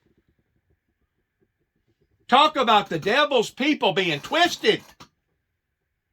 And to think Tommy Moore and the courts in Weakley County sat back and allowed for that to occur, after us telling them again and again, after us hiring attorneys and still couldn't get nothing done, it speaks volumes about the biasness of their law here with their back alley, backwoods courts and their backwoods people. Wasn't willing to conform. Wasn't going to have it. We're not going to have this man telling us what to do. We're not going to listen to this man preach his message. We ain't going to have it. Okay. We're going to have it your way. We'll sit back and we'll see what happens. You see that 18-wheeler trailer right there that says Roadrunner? Telephone number on it? Whenever I come back here in 2014, that was sitting in my yard. And everything was hunky-dory. I was going to leave it there. All right? Wasn't going to make no big moves about it because it was my little brother that allowed for it to occur. And at that time, everybody was so on speaking terms until the neighbors across the road at the time, which was the Sheffield family, decided that they was going to allow for 3 or 4 big dogs to roam and to tear up any and everything that the dogs wanted to tear up, and they wasn't going to be held accountable for what their dogs was doing. Talked to them about it on the 3rd time. After the 3rd time, realizing that I'm just beating my head against the wall, that's whenever we involved the law. As soon as we involved the law, that was like throwing gasoline on a fire. It went from a small event to a bigger event to a bigger event to the biggest event to the point of my brother's death. That was the sorrow. That was the horror. That was the torment that we was obtaining out here that the courts in Weakley County knew about, that didn't give a damn about the Jacksons and what the Jacksons stood for, and throwed us to the wolves. That trailer sat on our property after I moved back here for about 3 months until finally I got enough of it, and David and I made demands towards getting it off. They parked it across the road, and that's where it remained for over a year. I don't know who the trailer belonged to. I can't believe that they disabled it for that length of time, because usually something like that makes money.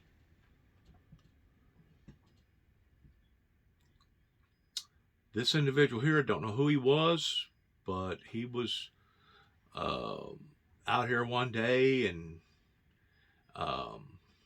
he heard about the commotion going on, and he basically tried to put his 2 cents in. Didn't put up too much of a fuss, but there was people that was constantly coming by here that was screaming out stuff. There was constant people coming out here that was violating our property. They was tearing up stuff. They was doing things that not only was inappropriate, but it was illegal. It was illegal. And they were still doing it on a day-to-day, everyday occurrence. That's my father's flag, where they draped over his grave after he died for being in World War II. That's the individual I was telling you about, the Davis. I was over at his house over in the Union City area.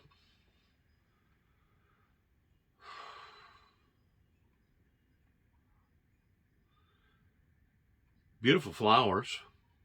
You know, that was a good head start that David and I had right there towards doing what we was doing. If we wasn't getting all the complications, if we wasn't getting hindered on a day-to-day level. They was determined that we wasn't going to settle back in, or I wasn't going to settle back in on this property. Matter of fact, they accused me of invading them.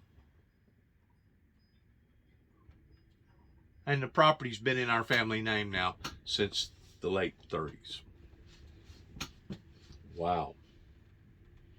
Talk about messed up. That's messed up. Anyways, that was before I ever put the piece, P-E-A-C-E, big red letters about, I don't know, 18 inches in height up and down the cross. That was during the beginning phases of me coming back in 2014, 2015, trying to get settled back in, regardless of all the delays and all the complications that we was running into. The property didn't have no building there whenever I first moved here. Didn't have nothing there but an old dilapidated trailer. Wasn't nothing there. So by me taking it and turning it around, being disabled at my age, I feel like that I done a halfway decent job.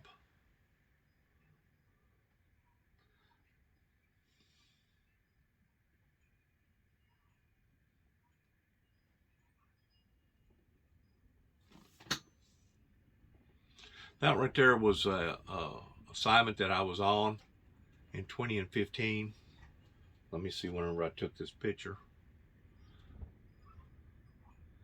That would have been July the 17th, 2015. Welding all those beams up and stuff. Was going to make a outdoor patio, and we basically took a big covert, and I welded about every 2 or 3 foot. You can see right here where I welded right here, welded here, welded here, here, different spots. Had to weld it up all the way around because it's kind of like a spring before I ever cut the door, because if I'd have cut the door without these joints being welded, I also done the same thing on the outside. If I didn't do the same, whenever I cut the door open, the thing would have just fell apart like a spring. It would have no longer been a cover. But anyways, welded all that, put it down in the ground, poured concrete around it, basically, and have used that twice for a storm shelter. That was the whole intentions of doing that, even though I got accused towards it going to be some sort of a slave pit or some sort of a torture pit, is what various individuals around here was trying to accuse me of, that I was going to put people in there and enslave them and torture them. That was the kind of stuff that my brother and I was having to deal with during the time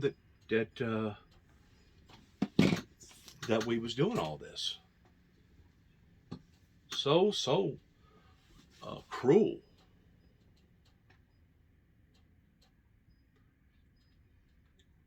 There you go. We poured about 35 bags of concrete in there, put a drain down through there in case, water come up through there, put 2 big hooks there.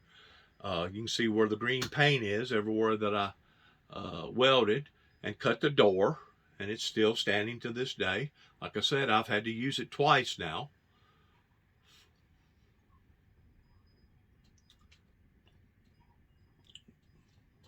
That is North Carolina, part of their sign that I was in North Carolina, that they liked my message, and the Dominican Republic, American flag, POW,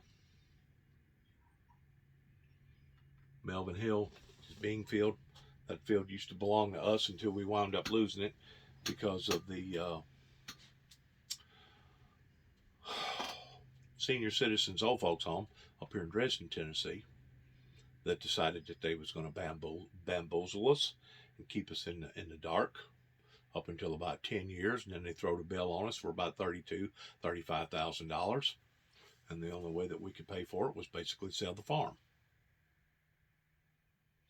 This was an event that happened out in Cookeville whenever I put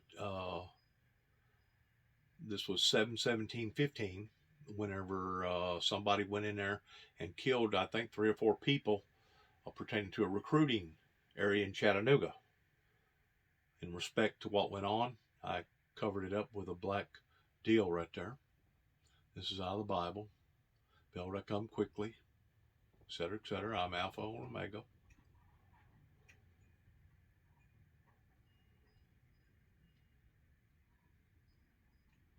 This is a area where me and David was basically building for the back wall, supporting it up, putting in blocks, and then filling that up full of concrete.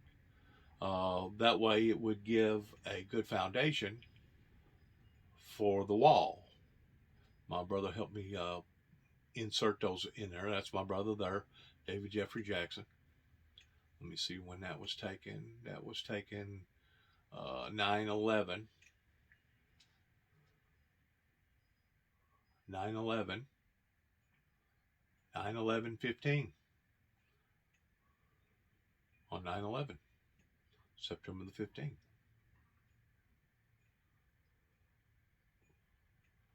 Put 2 stairways on it. That way you could go up to the top deck at any given time. Once more, because of the delays, because my brother died, and because I basically almost went through a nervous breakdown because of all the aggravation, I basically had to stop the project.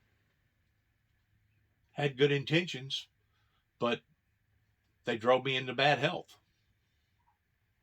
I'm trying to get over it now to some extent. I had to hire a young boy to come in and help me put that metal right there up, and then another helper that I hired towards finishing out the back wall up into this area right here. I done all that myself in the front, and then I hired another crew to put in the back wall and the southern wall. That was after my brother had passed away in 2017. Keep in mind this is in 2015. That was that back wall that I was telling you about that we reinforced with all that concrete. That way we didn't have to worry about the reinforcement giving away.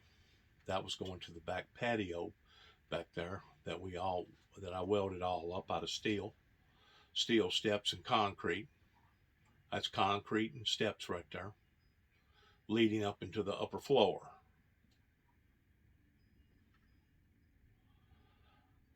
Put my brother's name on it. Started out with Jesus, put my brother's name and a date on it whenever we actually accomplished doing it.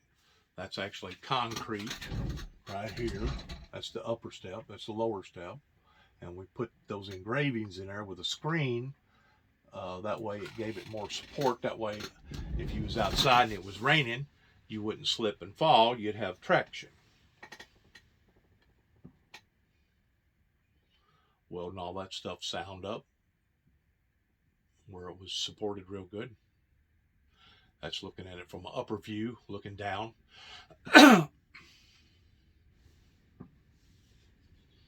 Can't read it completely right here, but seems like I got the date here somewhere.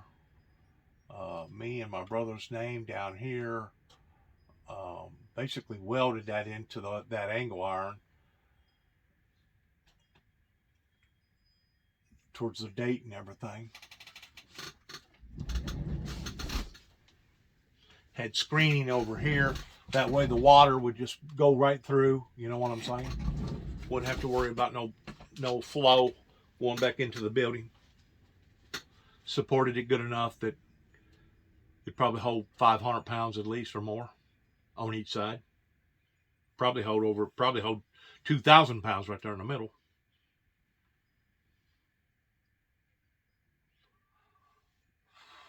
There's the back wall. After we supported it up real good.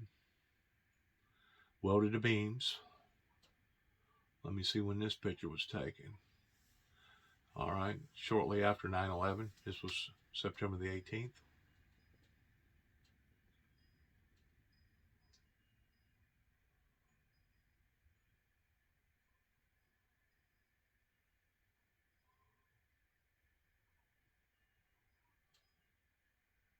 We had a real strong momentum going. But they didn't want us to have a momentum going. They didn't want this building built. They seen this as it being a threat.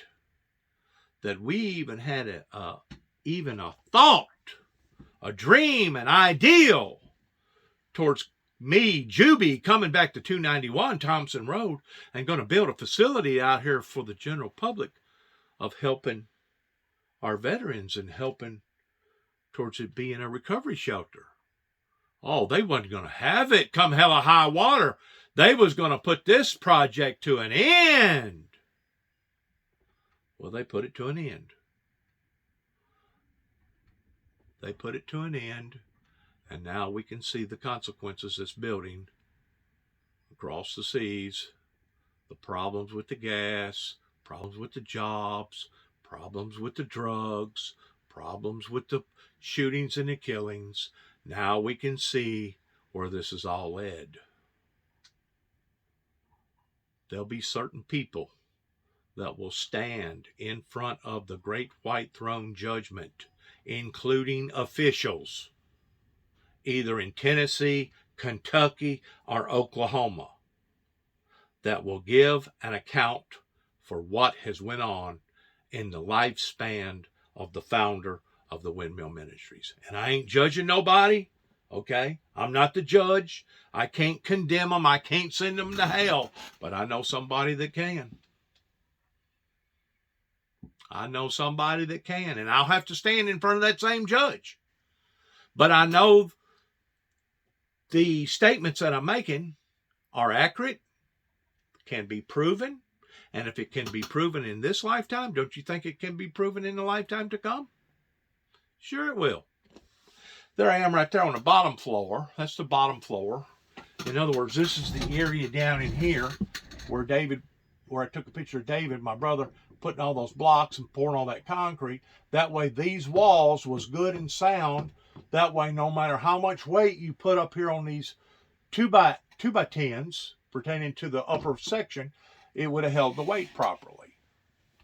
This is a double beam. It goes up through here that we reinforce, but this is basically on the bottom section, looking at it from the opposite direction.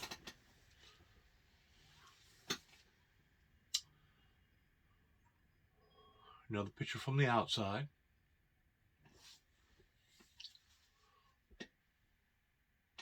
Backside.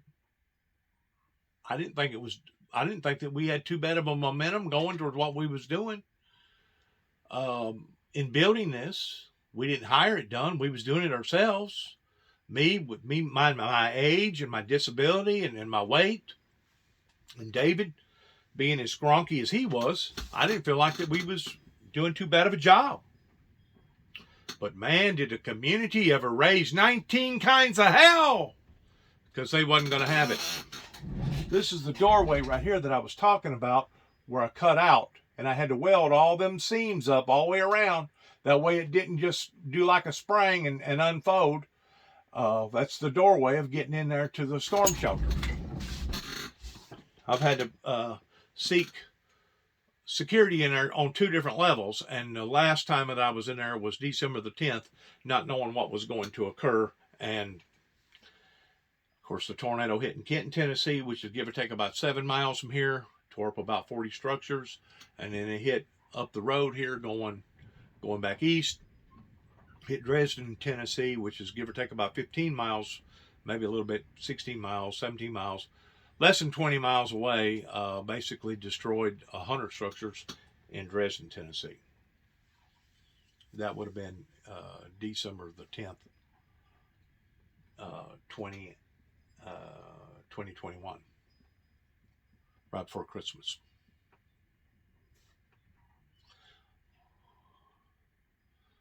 God's not dead. There was a lot of problems pertaining to a lot of aggravation, being tormented, being stalked.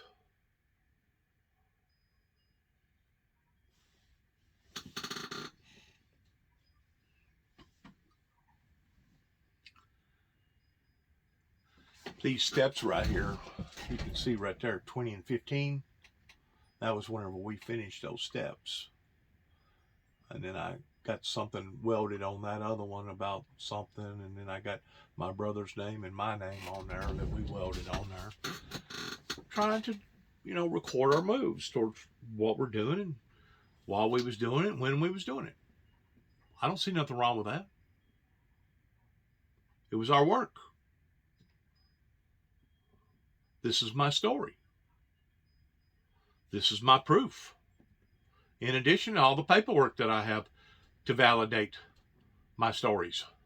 Stories, not just a story, but stories.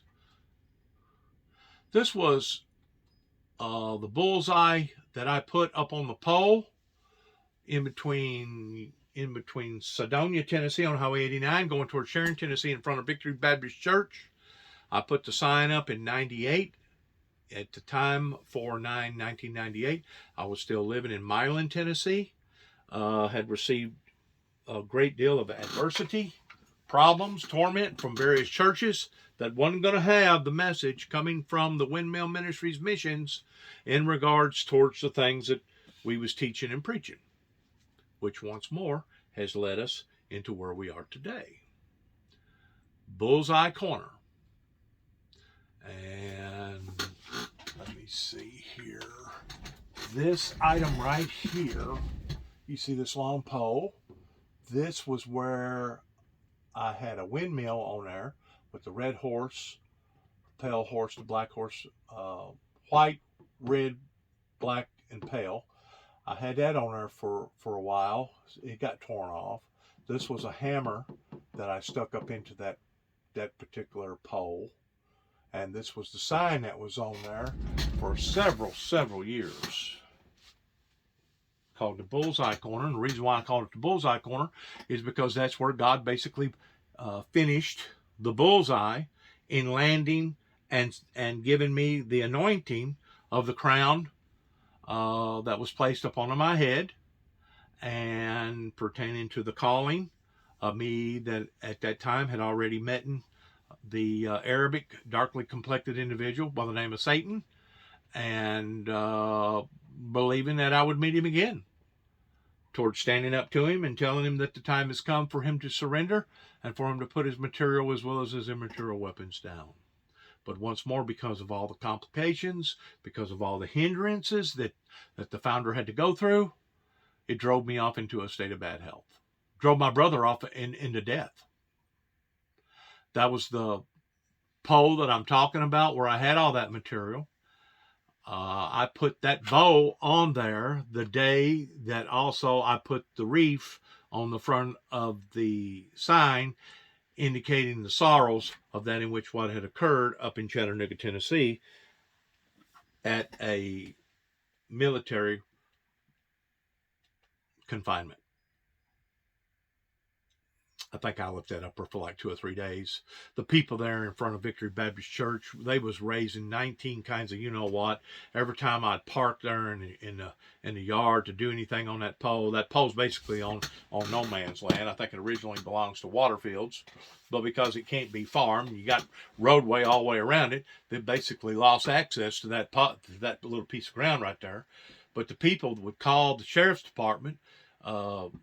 Somebody like Mr. Coble would come out there, the deputy, and he would ask me some questions, and he'd say, well, they feel uncomfortable about you being out here, but there ain't nothing I can do because you're not breaking the law, Juby. Derek Coble would tell me, but go ahead and leave if you can. That way they'll settle down. Yeah, they was dead set that I couldn't be nowhere around them. At the time, Dwayne Thomas was the preacher out there. Congregation raised all kinds of hell just because I'd park out there and want to do something around that pole. They didn't own the pole. Electric company owns the pole. They didn't own the property in front of the church. There's a cemetery to the far right of this, right back in here that you can't see. Big cemetery back in here.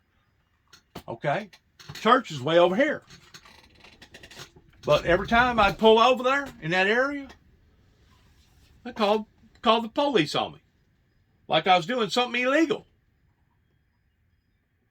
I'm talking about a whole community. Not just in the Cydonia Hop-In area, not just in Kenton, Tennessee, or Sharon, Tennessee, or Martin, Tennessee, but Dresden, Tennessee, basically the whole northwest Tennessee area rose up towards banning the founder of the Windmill Ministries that put us where we are today. These people that I'm talking about, especially that individual right there, whenever we was living in Jackson, Tennessee, after moving from Milan, Tennessee, my wife and I started going. This individual right here counseled with us towards getting us back together after we went through our first divorce. And finally, after we come back together and started going to this guy's church, the Lighthouse Pentecostal Church down there in Jackson, we come to him and we asked him, okay, since you counseled us and got us back together again, we want to retie the knot. Well, I can't do that. That's against my my wishes, or that's against my practices, or that's against my religion. So we basically had to go down to Jackson and get the county mayor down there to marry us. In the meantime, his son embarrassed us after a testimony service about, give or take, almost a year later. And then after I moved from Jackson, I found out a few years later that a tornado come down there and hit and completely mutilated the building and desecrated it into it basically just destroyed it. That guy there was the district manager of the Pentecostal movement for a long, long time. I think now he's retired. His son Richard, the one that stood on his feet that caused the embarrassment, moved out somewhere out in California, out by LA, that's owning a big church out there. But once more, these people that have done these things will give an account for these things one day in front of the Creator. Because these was the people that rejected the message during the beginning phases of the Windmill Ministry's infancy. They wasn't going to have it. Was not going to have the message. Well, that's one of Brother Brown's sons right there and his wife. Well, we see what all that rejection now has caused. That right there was given to my wife and I whenever we got married the first time on Highway 89 in 1990, there in front of Victory Baptist Church, where I had that spiritual revolution. Mr. Waterfield and Ms. Waterfield come down and offered that as a Christmas present pertaining to the Star of David. This was a crystal right here of the Star of David. And while I was going to Central Baptist Church, one of their grandsons was going out there, and I wound up giving that back to the Waterfield family, and what they've done with it since then, I have no idea. But I felt like that it was appropriate because me and her was no longer married after the second go around of a marriage, after being married, stopping the traffic by Brother Winstead, basically performing a ceremony right on Highway 89. And I felt like that it was appropriate, since me and her had went through 2 different divorces, since it come from the family, give it back to the family. Star of David. The same star that I got now hanging over my doorway that wasn't in those pictures that you recently just got through seeing, pertaining to my building that I'm up underneath right now. Matter of fact, this was the letter accommodating us during the time that we got married, basically being a witness in regards to this. And you can see right there, Francis Waterfield. Let me go here. There's Mr. Robert Waterfield. I had this written up in 95, September the 17th, in regards to all that.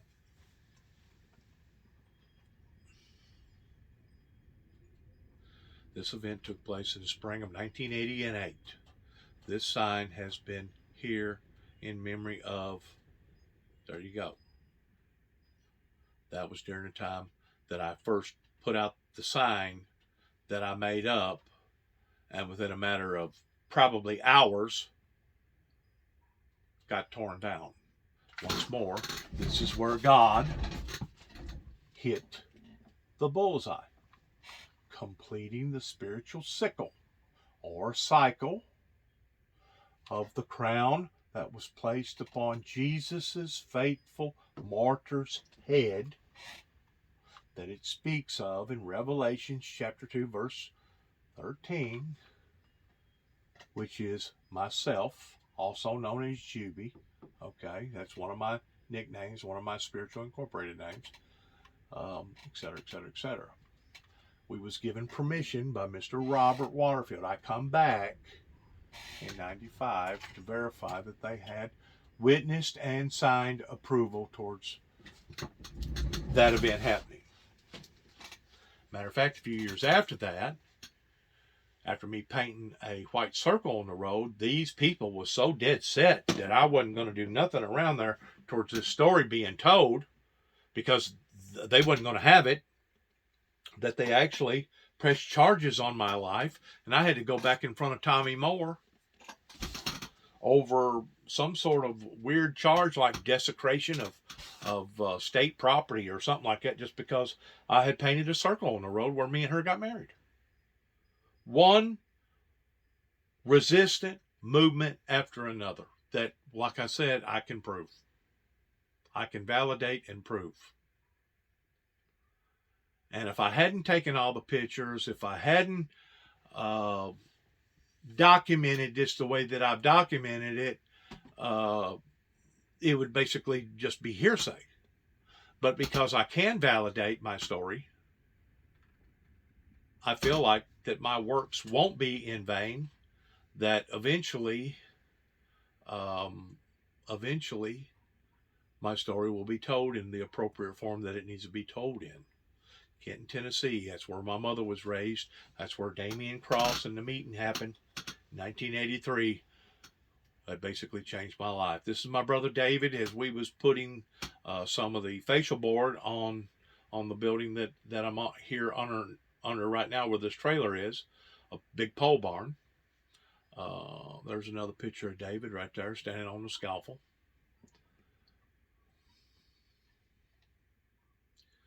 I thought we'd done fairly well towards being agitated and aggravated and tormented on a day-to-day level, even though we had to go to court and had to do this, had to do that, towards a group of people that was dead set that this project was going to be shut down.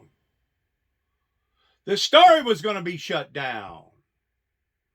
They didn't want me to tell my story. They didn't want peace. They didn't want to see a revival. Well, 30-something years later, we see now what that's gotten them. And nobody's to blame but but right here in Northwest Tennessee, the surrounding areas in Western Tennessee, beginning at the White House in 1988. That's where my story began, after 9 tapes went to the White House. This right here is silver bubble insulation that you put up to keep the heat from resonating so harshly into the inside of the building. Also, we put the same thing up on the top to keep the heat from penetrating down. Like I said, it's just like a big pole barn. It probably could be renovated over to a house or a church or an actual recovery shelter. And believe it or not, that is the area that I'm in right now that, as far as I'm concerned, I'm using it as the very thing that we built it for, towards a recovery shelter. Even though it's my recovery towards all this stuff that's went on, it's still a recovery shelter. Now, what happens to it after I'm dead and gone, I don't know. Because obviously they didn't want peace. They didn't want this message to be told. They didn't want my story to be told.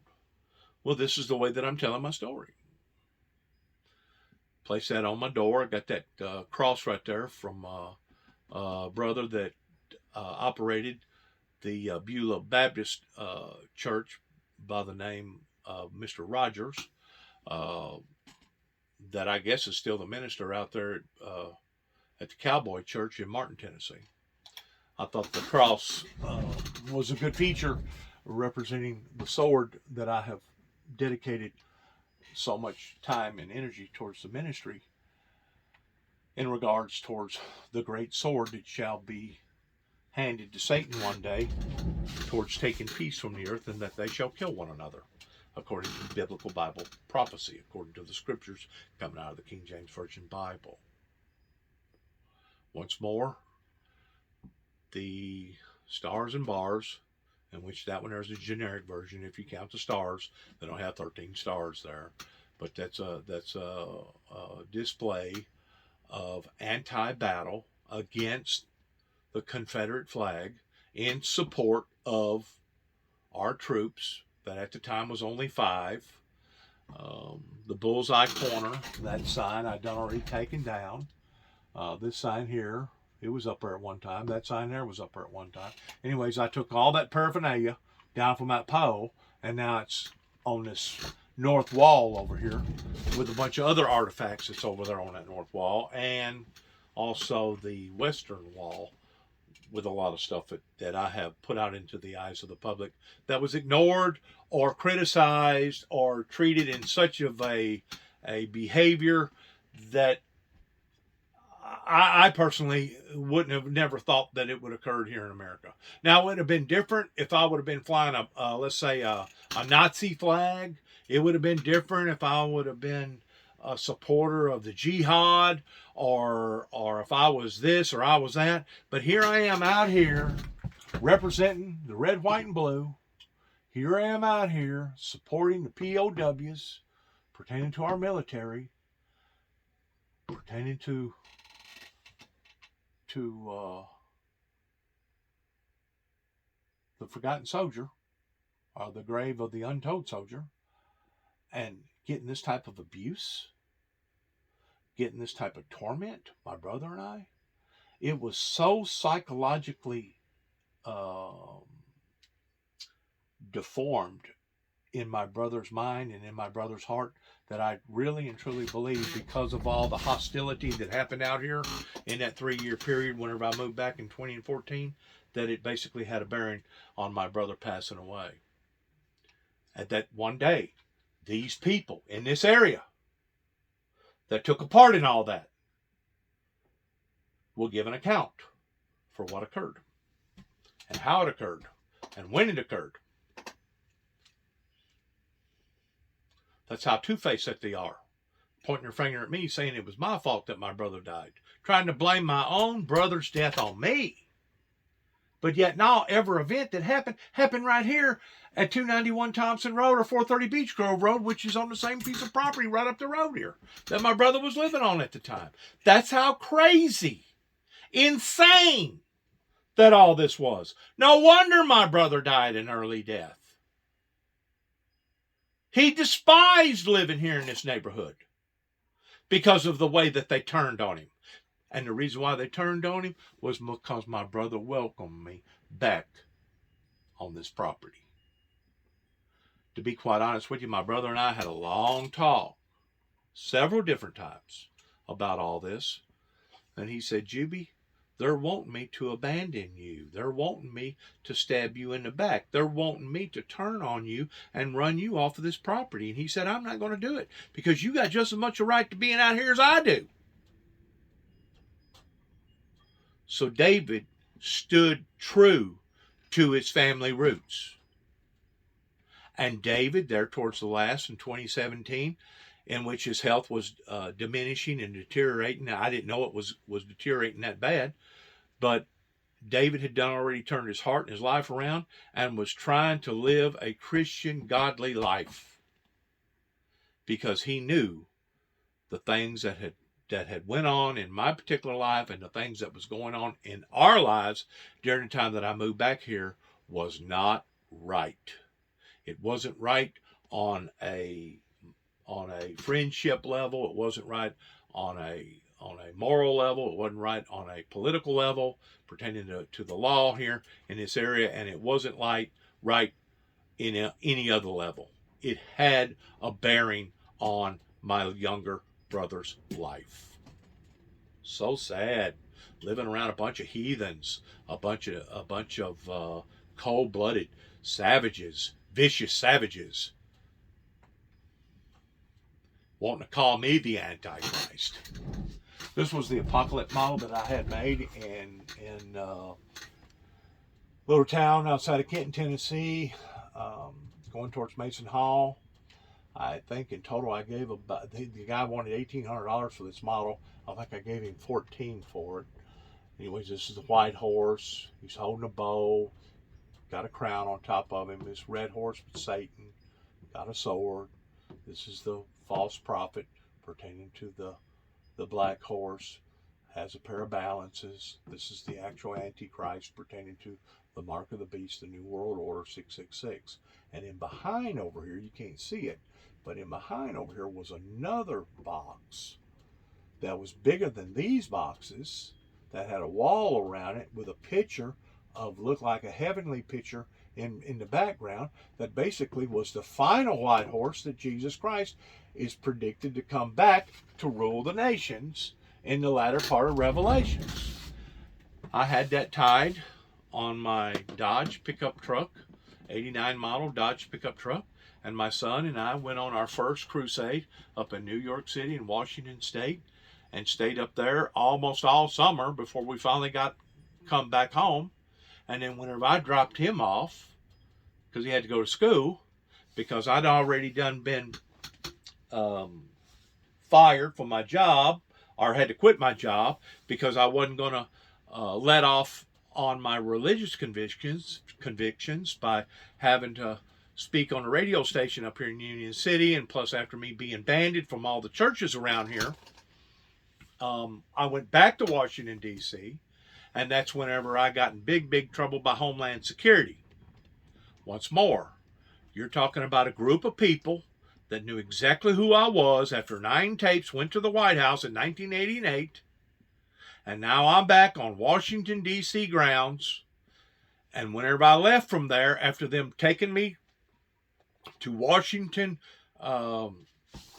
mental health for 72 hours, I come back home to Tennessee and went through the same proceedings, passing out material, going house to house, going car to car, going person to person, was whenever Homeland Security followed me from Washington, D.C. back down to Northwest Tennessee, because not just of me being up there, but because of the significance of the message and pertaining to the 9 tapes that got sent to them in 1980 and 8. By the way, this sign right here says Apocalypse, the Apocalypse. That was made out of some real nice wood. It kind of swung up there where it wouldn't fall off. But anyways, that's whenever Homeland Security violated the ministry there in Madison County, Tennessee, and took the sword, the original aluminum sword that was duller that so dull that you couldn't even cut hot butter with it. Broke it out of the box. It took the police officers probably almost 30 minutes to finally get it open. Throwed the sword in the back end of the trunk. Throwed me in the back end of the car. Charged me with possession of a deadly weapon. And they thought that that was going to be the end of it. But then I went back to the courthouse and I was going to do an open protest. But because I had passed out all this material, and because Homeland Security was involved, they wound up throwing me once more again, the second time, into Bolivar, and that's where I had to stay in Bolivar for give or take about another 30 days before I got to get out. That later that fall, went back to Washington, D.C. and was mistreated by Homeland Security again up in Washington, D.C., towards them telling me that I was going to be arrested if I didn't leave the area, and I basically passed out a great deal more material up in that area pertaining to the first seal being opened, and wound up coming back down through Pennsylvania, North Carolina, up through East Tennessee, and come back home. And subsequently, whenever I come back home, I resold it back to the individual that I had bought it from. I think he gave me something like $750 or $800. So I wound up using that sign for about 5 or 6 months, and he wound up taking it and selling it to somebody. And the last time I heard that particular item was somewhere down in an art center down in Atlanta on public display. This shield right here is actually the Moosehead star that represents Satan, for he was given a great sword. Once more, I got to looking tremendously at the message pertaining to the great sword, and I didn't realize that the greatness of the sword was going to be implied upon to the story of the sword, of the individual that spent so much time, that sacrificed so much to see the movement of peace, to see a revelation or a revival that would re-revolutionize the world. I didn't realize that the dangers and the challenges that I went through was what was going to make that particular sword that's been prophesied towards it being a great sword. But it's not just the testimony pertaining to the sword of all the consequences that the ministry had to go through, but it's also resonating now more so today pertaining to these events that's happening, of possibly being the only thing that's going to stop the end of the world from occurring, providing that people want to still continue to resist this message and allow for these occurrences to happen pertaining to Russia, or if they've finally awakened to the point that they're willing to support this message. Once more, I'm just a messenger. And if they don't want to accept the message, if they don't want to support the message, well, then let whatever happens to them, because basically they got it coming to them. Regardless whether it be the prophecies that I've already predicted pertaining to it being electrical disturbances, pertaining to major storms, or a bloody road ahead. They wanted this, let them have it.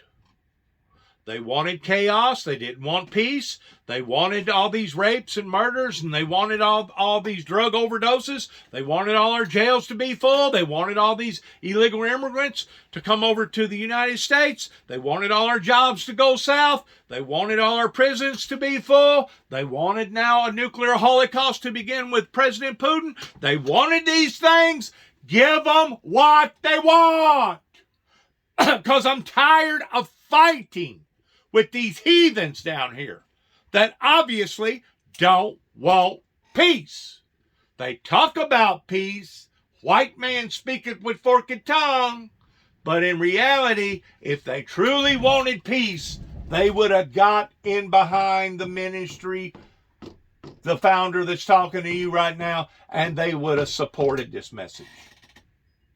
They didn't want nothing to do with this message. They was determined. All these churches around here, they was determined. We ain't gonna put up with that. I couldn't tell you the amount of churches that I've got ridiculed and prosecuted over because of this message. I don't even think I got enough fingers and toes to tell you about the incidences from Shelby County to Dyersburg to Jackson to Reelfoot Lake, over in Tiptonville and Obion County, here in Weakley County, over in Carroll County, over in Gibson County. Oh yeah. All these places has left their mark that they wasn't going to have it. We did not want this man preaching this message. And because of it, 30 some odd years later, look what it's gotten them. Look what it's gotten them. So the elders, the so-called church community, the baby boomers, they have brought this from A to Z, either on a political scale or the preachers or religious churches. They have brought this upon the society. And now we're fixing to face off on what we're facing off over there in Russia. And there's nobody to blame other than themselves. Other than themselves. Not just with the resistance movement that happened whenever I moved back here in 2014 that basically put my brother to an early death, but the whole kabang of a resistance movement that began in 1983 over in a little town called Kenton, Tennessee, that they was so dead set that they wasn't going to have this man telling his story about a supernatural event that happened towards his life being spared after a 1979 Buick Regal that should have cut him in half and he lost 9 units of blood. We wasn't gonna have it to the point that we was willing to brand this individual that's talking to you right now towards him being a lunatic. And of course, after 9/11 in 2005, whenever I stood back up for the ministry, they changed their tactics. They went from trying to prove me or brand me towards me being a lunatic. Then all of a sudden, they tried to brand me towards me being a homegrown terrorist. Right here in my own home county, right here in Martin, Tennessee. Well, we're going to get him for being falsifying files. And then after that, in 2007, the event happened to me up in Kentucky. Towards me telling them about electrical disturbances. What did they do? They tried to brand me up there towards being a homegrown terrorist, like I was going to blow up the Kentucky Dam. And all I was doing was trying to help them people. Then what happened? 2009, I go out to Oklahoma City, Oklahoma. I'm investigating the Oklahoma ordeal after me being down in Texas, investigating what went on in Mount Carmel pertaining to the Davidians. What did they try to do? The exact same thing. They planted a bomb in the back of my truck simply because I had a sleeping bag in the back of it and tried to promote me on their local TV stations that wound up going from local to an international, international events towards once more trying to brand the individual that's talking to you right now towards him being the bad guy. That's right. This is now grown into the proportion of what we're looking at pertaining to the oligarchs. This is only part of my story, that this is the only way that I know of getting my story out to the general public, okay? And it got so bad in 15, once more, this was before I ever put the peace, the big letters of peace on the cross, that I had to put this sign up. This sign says to tell you how abstract, how unordinary, how unusual that the situation had done already got out of hand. This is the sign that I had to put out to the general public, in addition to more signs that I had to put up towards the free world.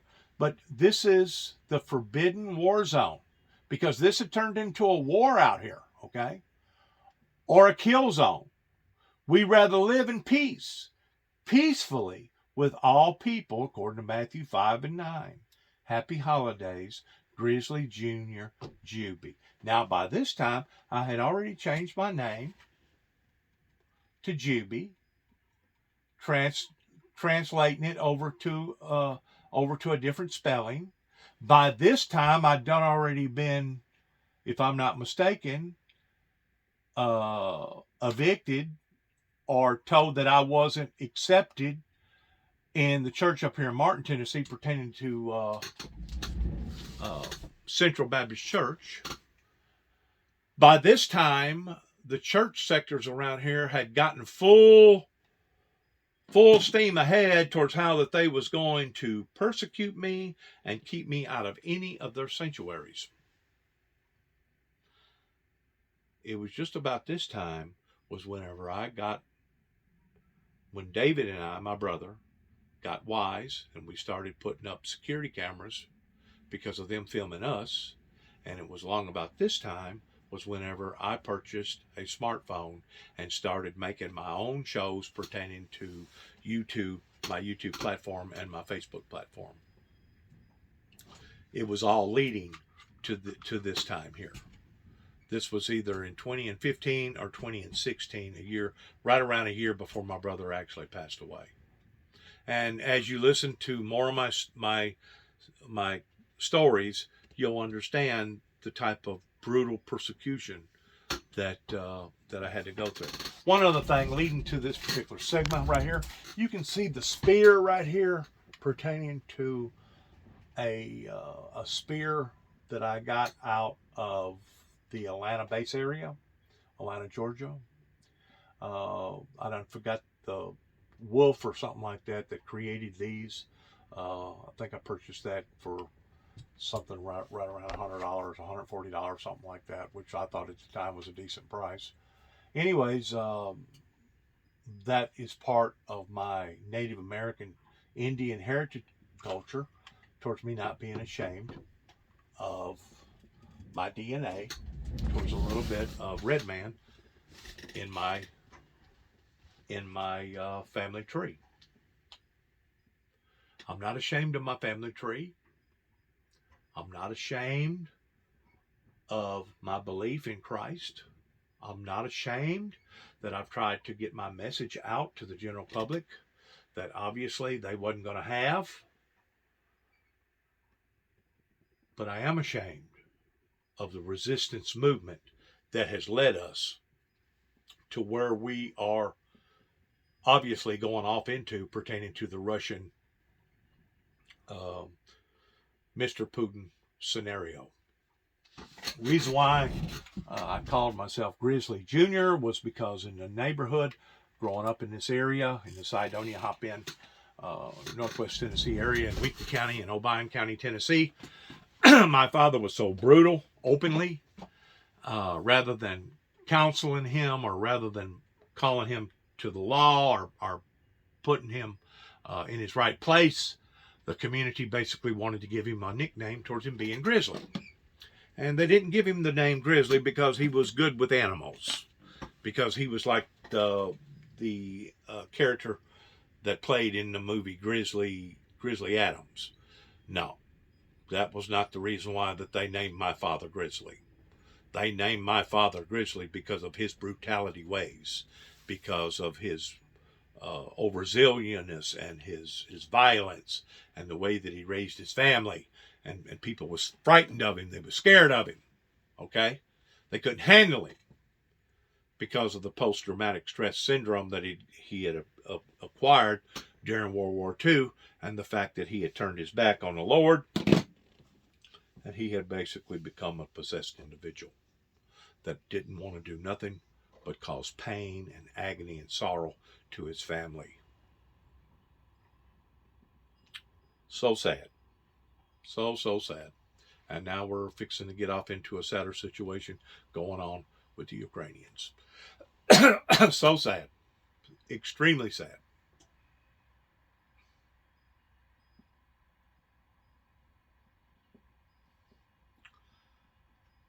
I put this up just about give or take right around Thanksgiving or right before Halloween, somewhere in somewhere around the 10th month was the reason why that I put this display out there. This was whenever I was going to that church that I'm talking about there at Central. They had an episode welcoming in their students that year. They thought enough of me out there at Central that they was allowing for me to sing in their choir. And to some individuals got whiff of who I was, found out a little bit about my background, and because of it, they isolated me from the church. They done me the same way as they done other people in the Bible, like Martin Luther, that basically had to be treated as an outcast from the Catholic Church. Once more, we can see the repercussions of all this that is now occurring. And to this day, I'm still banned from the UTM school because of me passing out a CD, and because they're so biased in Northwest Tennessee, even though their college campuses is supposed to welcome any type of ideal, any type of religion, any type of culture, which violates all their school principles, in how that they have banned the very individual that's lived here in Weakley County, the same county that this college is in, since 1967. It just shows you the corruption and how brainwashed these people are, that they're willing to drive this off into a state of a third world war to cause so many lives to be damaged and destroyed. It shows you the idiocy of those who have been indoctrinated with the wrong indoctrination towards thinking that the first seal in the book of Revelations, the white horse, is some sort of an antichrist that I've been falsely accused of, even by the court system here in Weakley County, by all the churches in the area. That's the reason why whenever I talk and I say the things that I say, that they got it coming. They have rightfully deserved what that they have done here by rejecting this message and not wanting to support the ministry that supported global international peace and utopia, in addition to the peace amongst ourselves in our community and throughout the world. They rightfully got it coming. And I hope that all these individuals, including the Neils, beginning with the Neils and the Crosses and all them people over in Kenton, I hope that they stand and they watch this stuff on TV unfold, and they are so proud of themselves because they could have prevented all this. They could have prevented all this in Central Baptist Church. They could have prevented all this in Martin, Tennessee, pertaining to their law enforcement, pertaining to David Moore, the chief that used to be the chief police out in the Martin police station. They could have prevented this all pertaining to Randy Brundridge. That was at the time Randy Brundridge. That was the deacon body. That was also the mayor. I guess he's still the mayor up there in Martin, Tennessee, that went to Central Baptist Church, that basically had me removed from the church. I hope that they are so proud of themselves now that they can sit back and watch what that they have done, what that they have been a part of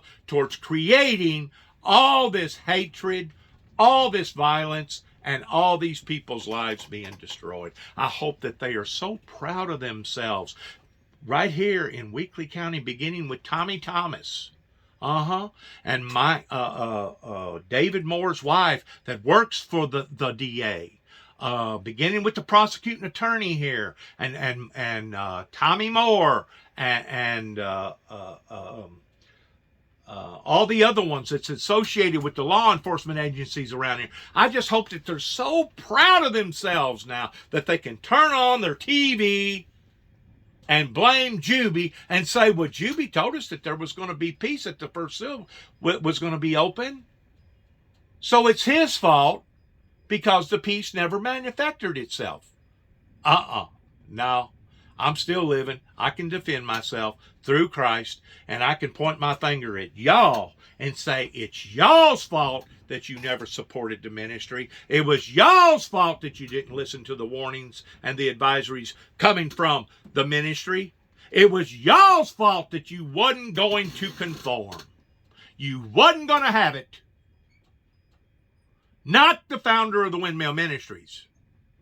Once more, the founder of the Windmill Ministries did not fail the people.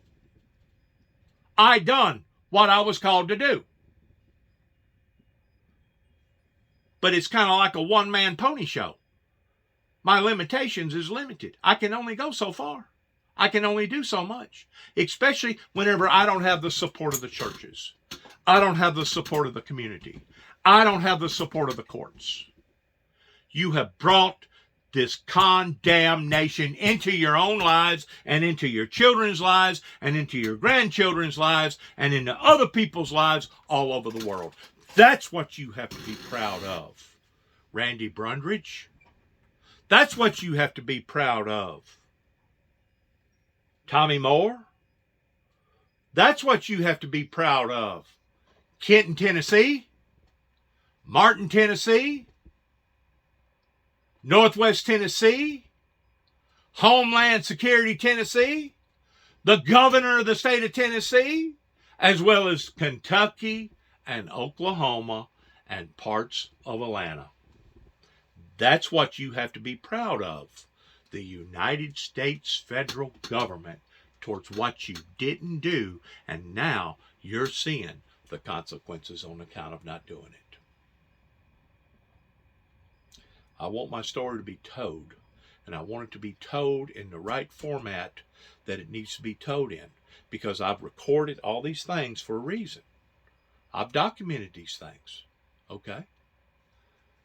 You see right here? I usually sit right about up in here was where I sit, because whenever you're in the choir, you usually get a position, a spot, and right in there is where I sit, and I sung on Sunday morning, Sunday night. I felt good that I was a part of something. I felt like that I was achieving something. I felt that I was maturing in the community, until all of a sudden a rink-a-dink incident happened in Union City with, once more, the Pentecostal church over there, that the law enforcement was called in Union City, that I recorded. I got all this recorded, every bit of it. And because it got back to word with them, and because they done a little bit of investigating about me, and they found out a little bit more about me, and because there was another incident that happened in another church in Martin, Tennessee, right in behind City Hall, that's whenever these people took it upon themselves. Well, we ain't going to have this message. The hell with him, the hell with his message, and the hell with the things that he believes in. Okay. All right. Just like all my friends turning against me, and all my family turning against me, and the community turning against me, and my government turning against me, and my church brothers and sisters turning against me. Okay. Let's set this thing out. We got us a little Mexican standoff going on here. Well, now, 2022, March, I believe it's the 13th, we can see what these people have created. We can see where this is going. And to think that they think that I'm stupid enough to listen to them moaning and groaning and complaining and still wanting to blame Juby, the individual that's talking to you right now, speaks volumes about these people that not only don't want to be accountable for their actions, but are still trying to put the blame off on somebody else. You know, it's one thing if you don't want to support a ministry, but it's another thing if you allow for that ministry to be attacked. You know what they call that on a federal level? Anti-Semitism. And it wasn't until my brother and I put this cross up, and I wound up putting up the Star of David out here, and they started falling like flies around here. They started dying of overdoses. They started dying of sicknesses. They started running into trees. They started getting shot. They started, other bad things started happening to them. That's whenever they decided, you know what, maybe we need to leave this individual alone. Because as far as me and David, that's already dead now, my brother in 2017, as far as us relying upon the law enforcement agency or the community towards them backing us and taking care of us, that was not going to happen. So, now, 20 and 17, 20 and 22, 5 years later, here we are again. We're looking at the past. We're talking about the records, okay? We're going over the breaches. And we're also looking at the possibility of a nuclear holocaust. So whatever the devil, the adversary, just like it speaks of, right here in the Bible, our adversary, whatever the adversary has created and manufactured, I want it to be recorded that I have done everything within my power,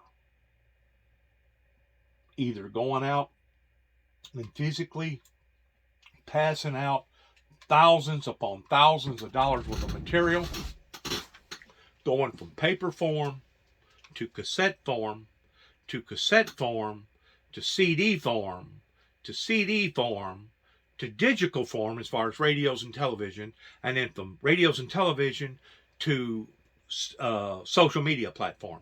I have gone for each level through each episode starting in 1989. Okay, I've went through different levels pertaining to technology growth. As the technology growth has grown, I have grown along with it. Even though I don't have but about 8th grade education. I have grown with it, and I'm still sticking to the same story. Just like the old country song, this is my story and I'm sticking to it. The story hadn't changed, folks. But I guarantee the consequences has. The episodes of what you're fixing to face off on has. And you know who's to blame? It's not the founder of the Windmill Ministries. It's those that didn't want to pay any attention to the Windmill Ministries. It's those that attacked the founder of the Windmill Ministries or allowed for the Windmill Ministries to be attacked. That's whose fault it is. Don't come to my doorstep blaming me for your affairs.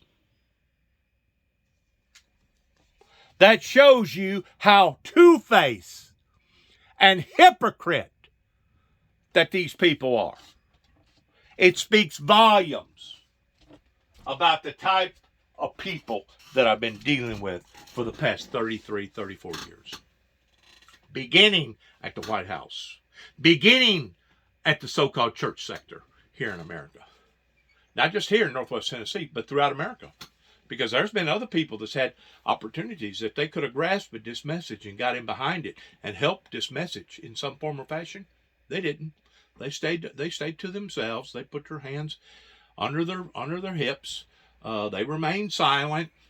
They didn't want to help. They didn't want to participate. Said it was too stout. Said it was too strong. They'd already been convinced that this white horse was going to be some sort of an antichrist, even though you cannot dissect and look at every piece of paper, every tape, every cassette tape, any kind of material that I've ever put out has always been uplifting to Christ.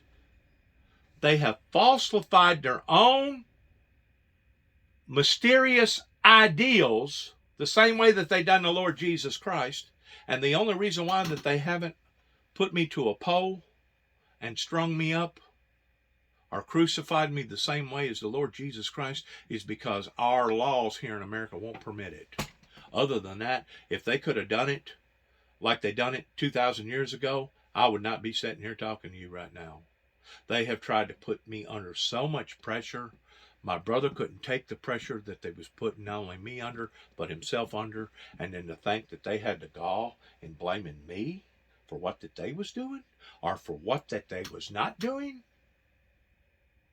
You don't think that this stuff's you don't think that one day these people are going to give an account for what that they either done or what they didn't do that they know that they should have done? If they don't believe that, then they don't believe in God Almighty towards him being a fair, just God, as far as I'm concerned.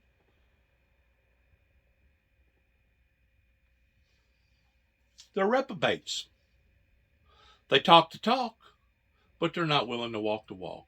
In the meantime, I'm walking over these people's graves every day that's dying of cancer, dying of overdoses. They're dying of running into poles. They're dying because they got shot or they shot themselves. Oh yeah, they're dying these ridiculous, horrible deaths, COVID, whatever.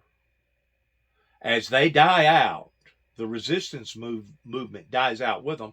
And the best that I can do at this point in time is to hope to God that there will be a generation, the youth, the millennials, those that's like 35, 40 years old or 30 years on down, that will grasp this message towards it being the authentic message, and they will support this message in a way that it deserves to be supported. Other than that,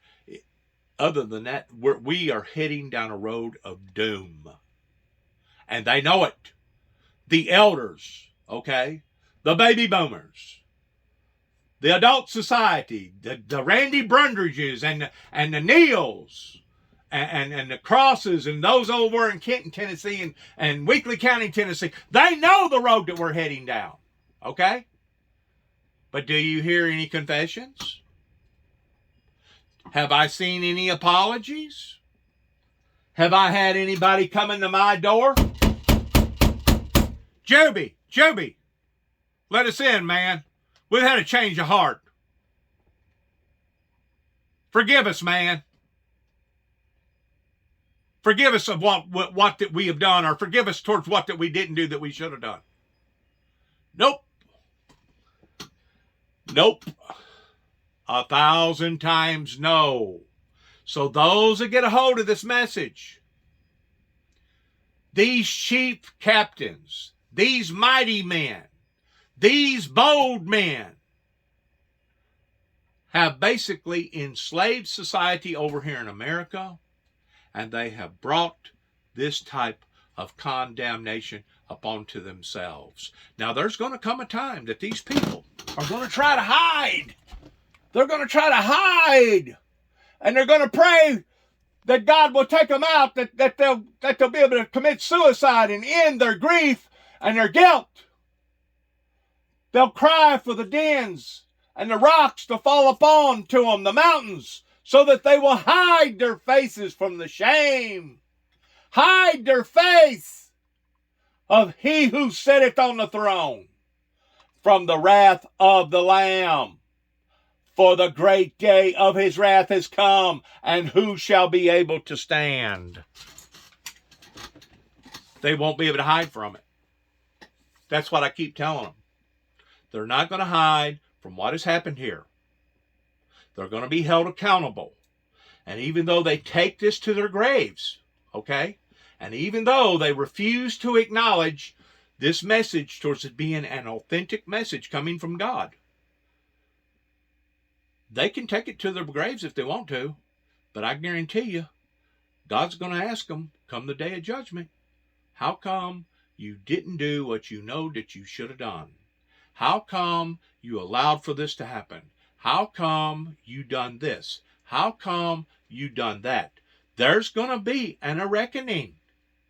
And if it's not going to be a reckoning in this life, there'll be a reckoning to come. Randy Brundridge, Tommy Moore, Tommy Thomas, the people in Kenton, Tennessee, the people in Martin, Tennessee, the people in this county, I promise you, there will be a reckoning. And we'll get down to the bottom of this. The truth will be told. Boy, did they ever want this story not to be told. Once more, those are my little nephews out in California. Those are some of Julie's last children that she had. They're good kids. Now they've probably got another, I don't know, probably this one right here is probably already 15 or 16, maybe even 17. They're probably almost grown, especially that one there on the left. And here's her daughter once more again where we started. That's Nicole. She went to college, got a good college degree. She got a diploma in the medical industry, and that picture was taken out there in LA somewhere. And I think sometimes this year she's supposed to get her finish out her graduate and then move back to the San Francisco area, up towards where her mother lives and her father lives, and going to reestablish her life up there, her and her husband, providing that we don't wind up in World War III or a nuclear holocaust don't happen. Hopefully she'll be able to live out her life in a decent normal lifespan. But the way that it's looking, to be quite honest with you, because of what has happened here, I tend to wonder about these little guys. You know, they're just now starting their lives at the age of 14, 15, 13, whatever, however the old date they are now. Nicole right here, she's probably, give or take, I'm going to say probably 20, 26, 27 by now. You know, she got her degrees, and she's fixing to start her life. Probably thinking about maybe having a family, children. And to think that the gasoline out there in California right now is maxing out on like $6 a gallon, and having to look at all this war, an idiot out there doing what he's doing. So do they really have a future? Does not only these children have a future, but the children that's similar to them, do they actually have a future towards what's erupting and what's going on right now? Well, we have no one to blame for that, other than the people that could have taken the initiative towards trying to help, that so far to this day I haven't seen nothing of. I just got through talking to this individual right here a while ago.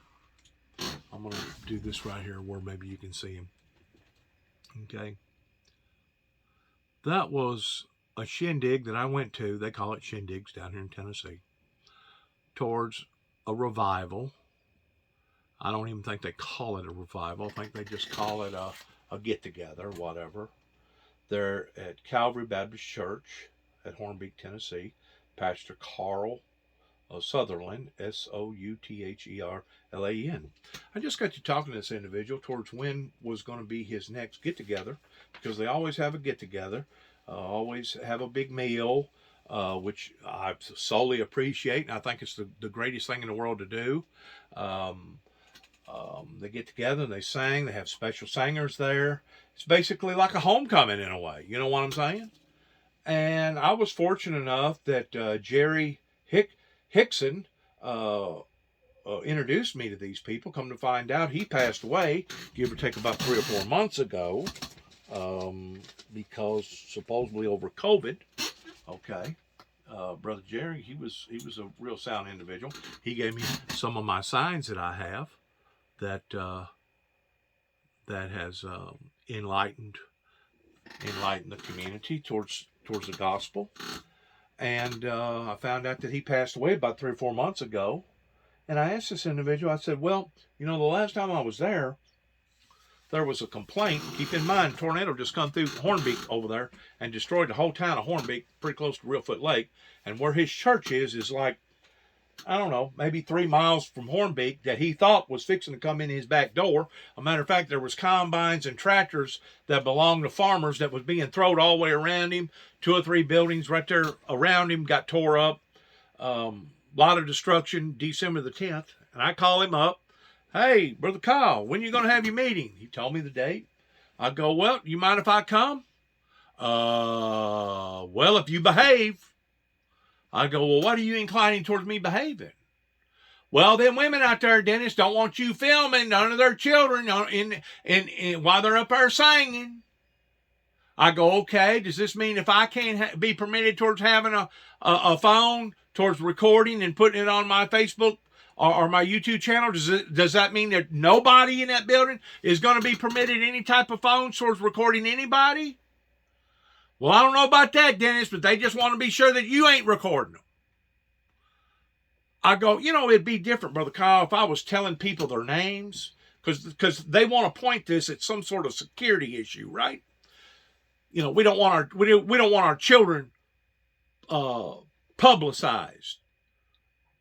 on somebody else's network. Okay.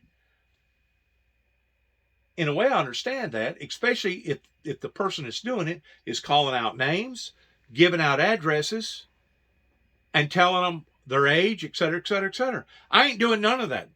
I ain't telling them their age. I ain't telling them where they live. I ain't telling the public how old they are.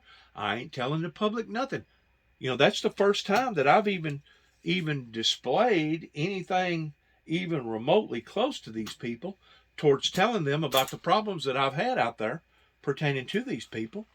And Brother Carl said, well, I'll have to get back with you, or you get back with me in 2 or 3 weeks, and I'll discuss it with some of my members and see if it's all right for you to come. Well, you know, it's like this. If my freedoms, my liberties are limited, are taken from me to the point that I don't have the same type of liberty that everybody else has, because I guarantee you there could be a complete, total different stranger that could walk into that building during the time that they're having this event. They wouldn't chastise him. They wouldn't ridicule him. A matter of fact, I got a witness that I took the last time I was there that I got chastised, just like me getting chastised at Central Baptist Church in Martin. But I had a witness with me, and the reason why I brought that witness is so that I would have a witness. And sure enough, as soon as I get in there, here comes the minister, Brother Carl, and he basically gave me a tongue lashing. He said, He said, I don't have a problem in you coming, but whatever you do, don't you get that camera out, boy.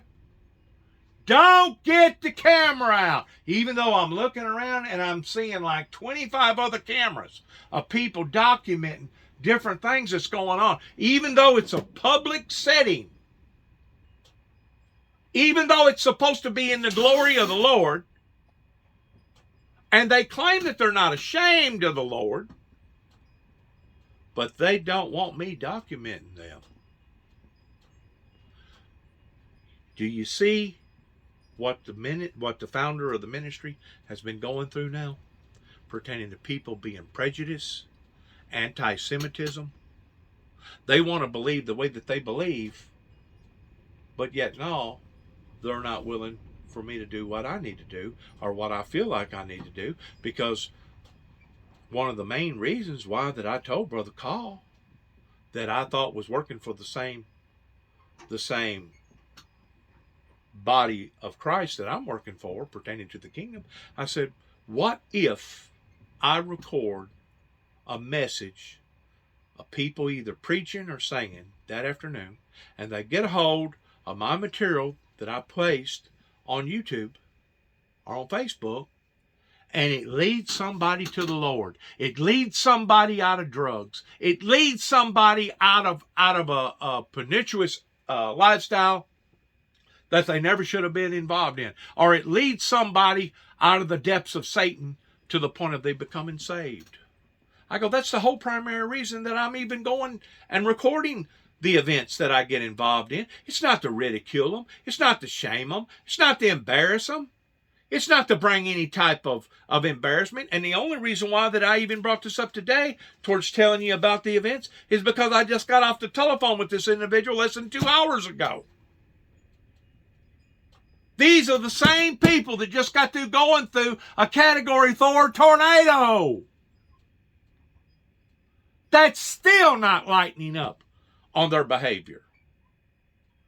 These are the same people in Kenton, Tennessee that just got through having 40 structures torn up.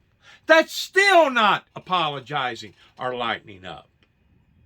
These are the same people that recently just got through going through what they're going through up in Weakley County, the same county that I live in, towards having 100 structures tore up and almost losing some of their lives. And they're still not lightening up. They're still watching this stuff on TV escalate. They're still watching our country go backwards. They're still watching us almost at the point of bankruptcy. They're still watching us fixing to probably going to be, ain't no telling what we're going to have to experience or go through within the next 6 weeks or 6 days or 6 months.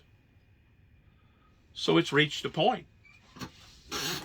It's reached a point in my particular life towards the calling that I've had in my life. And I want to say this out of love because I'm fixing to end.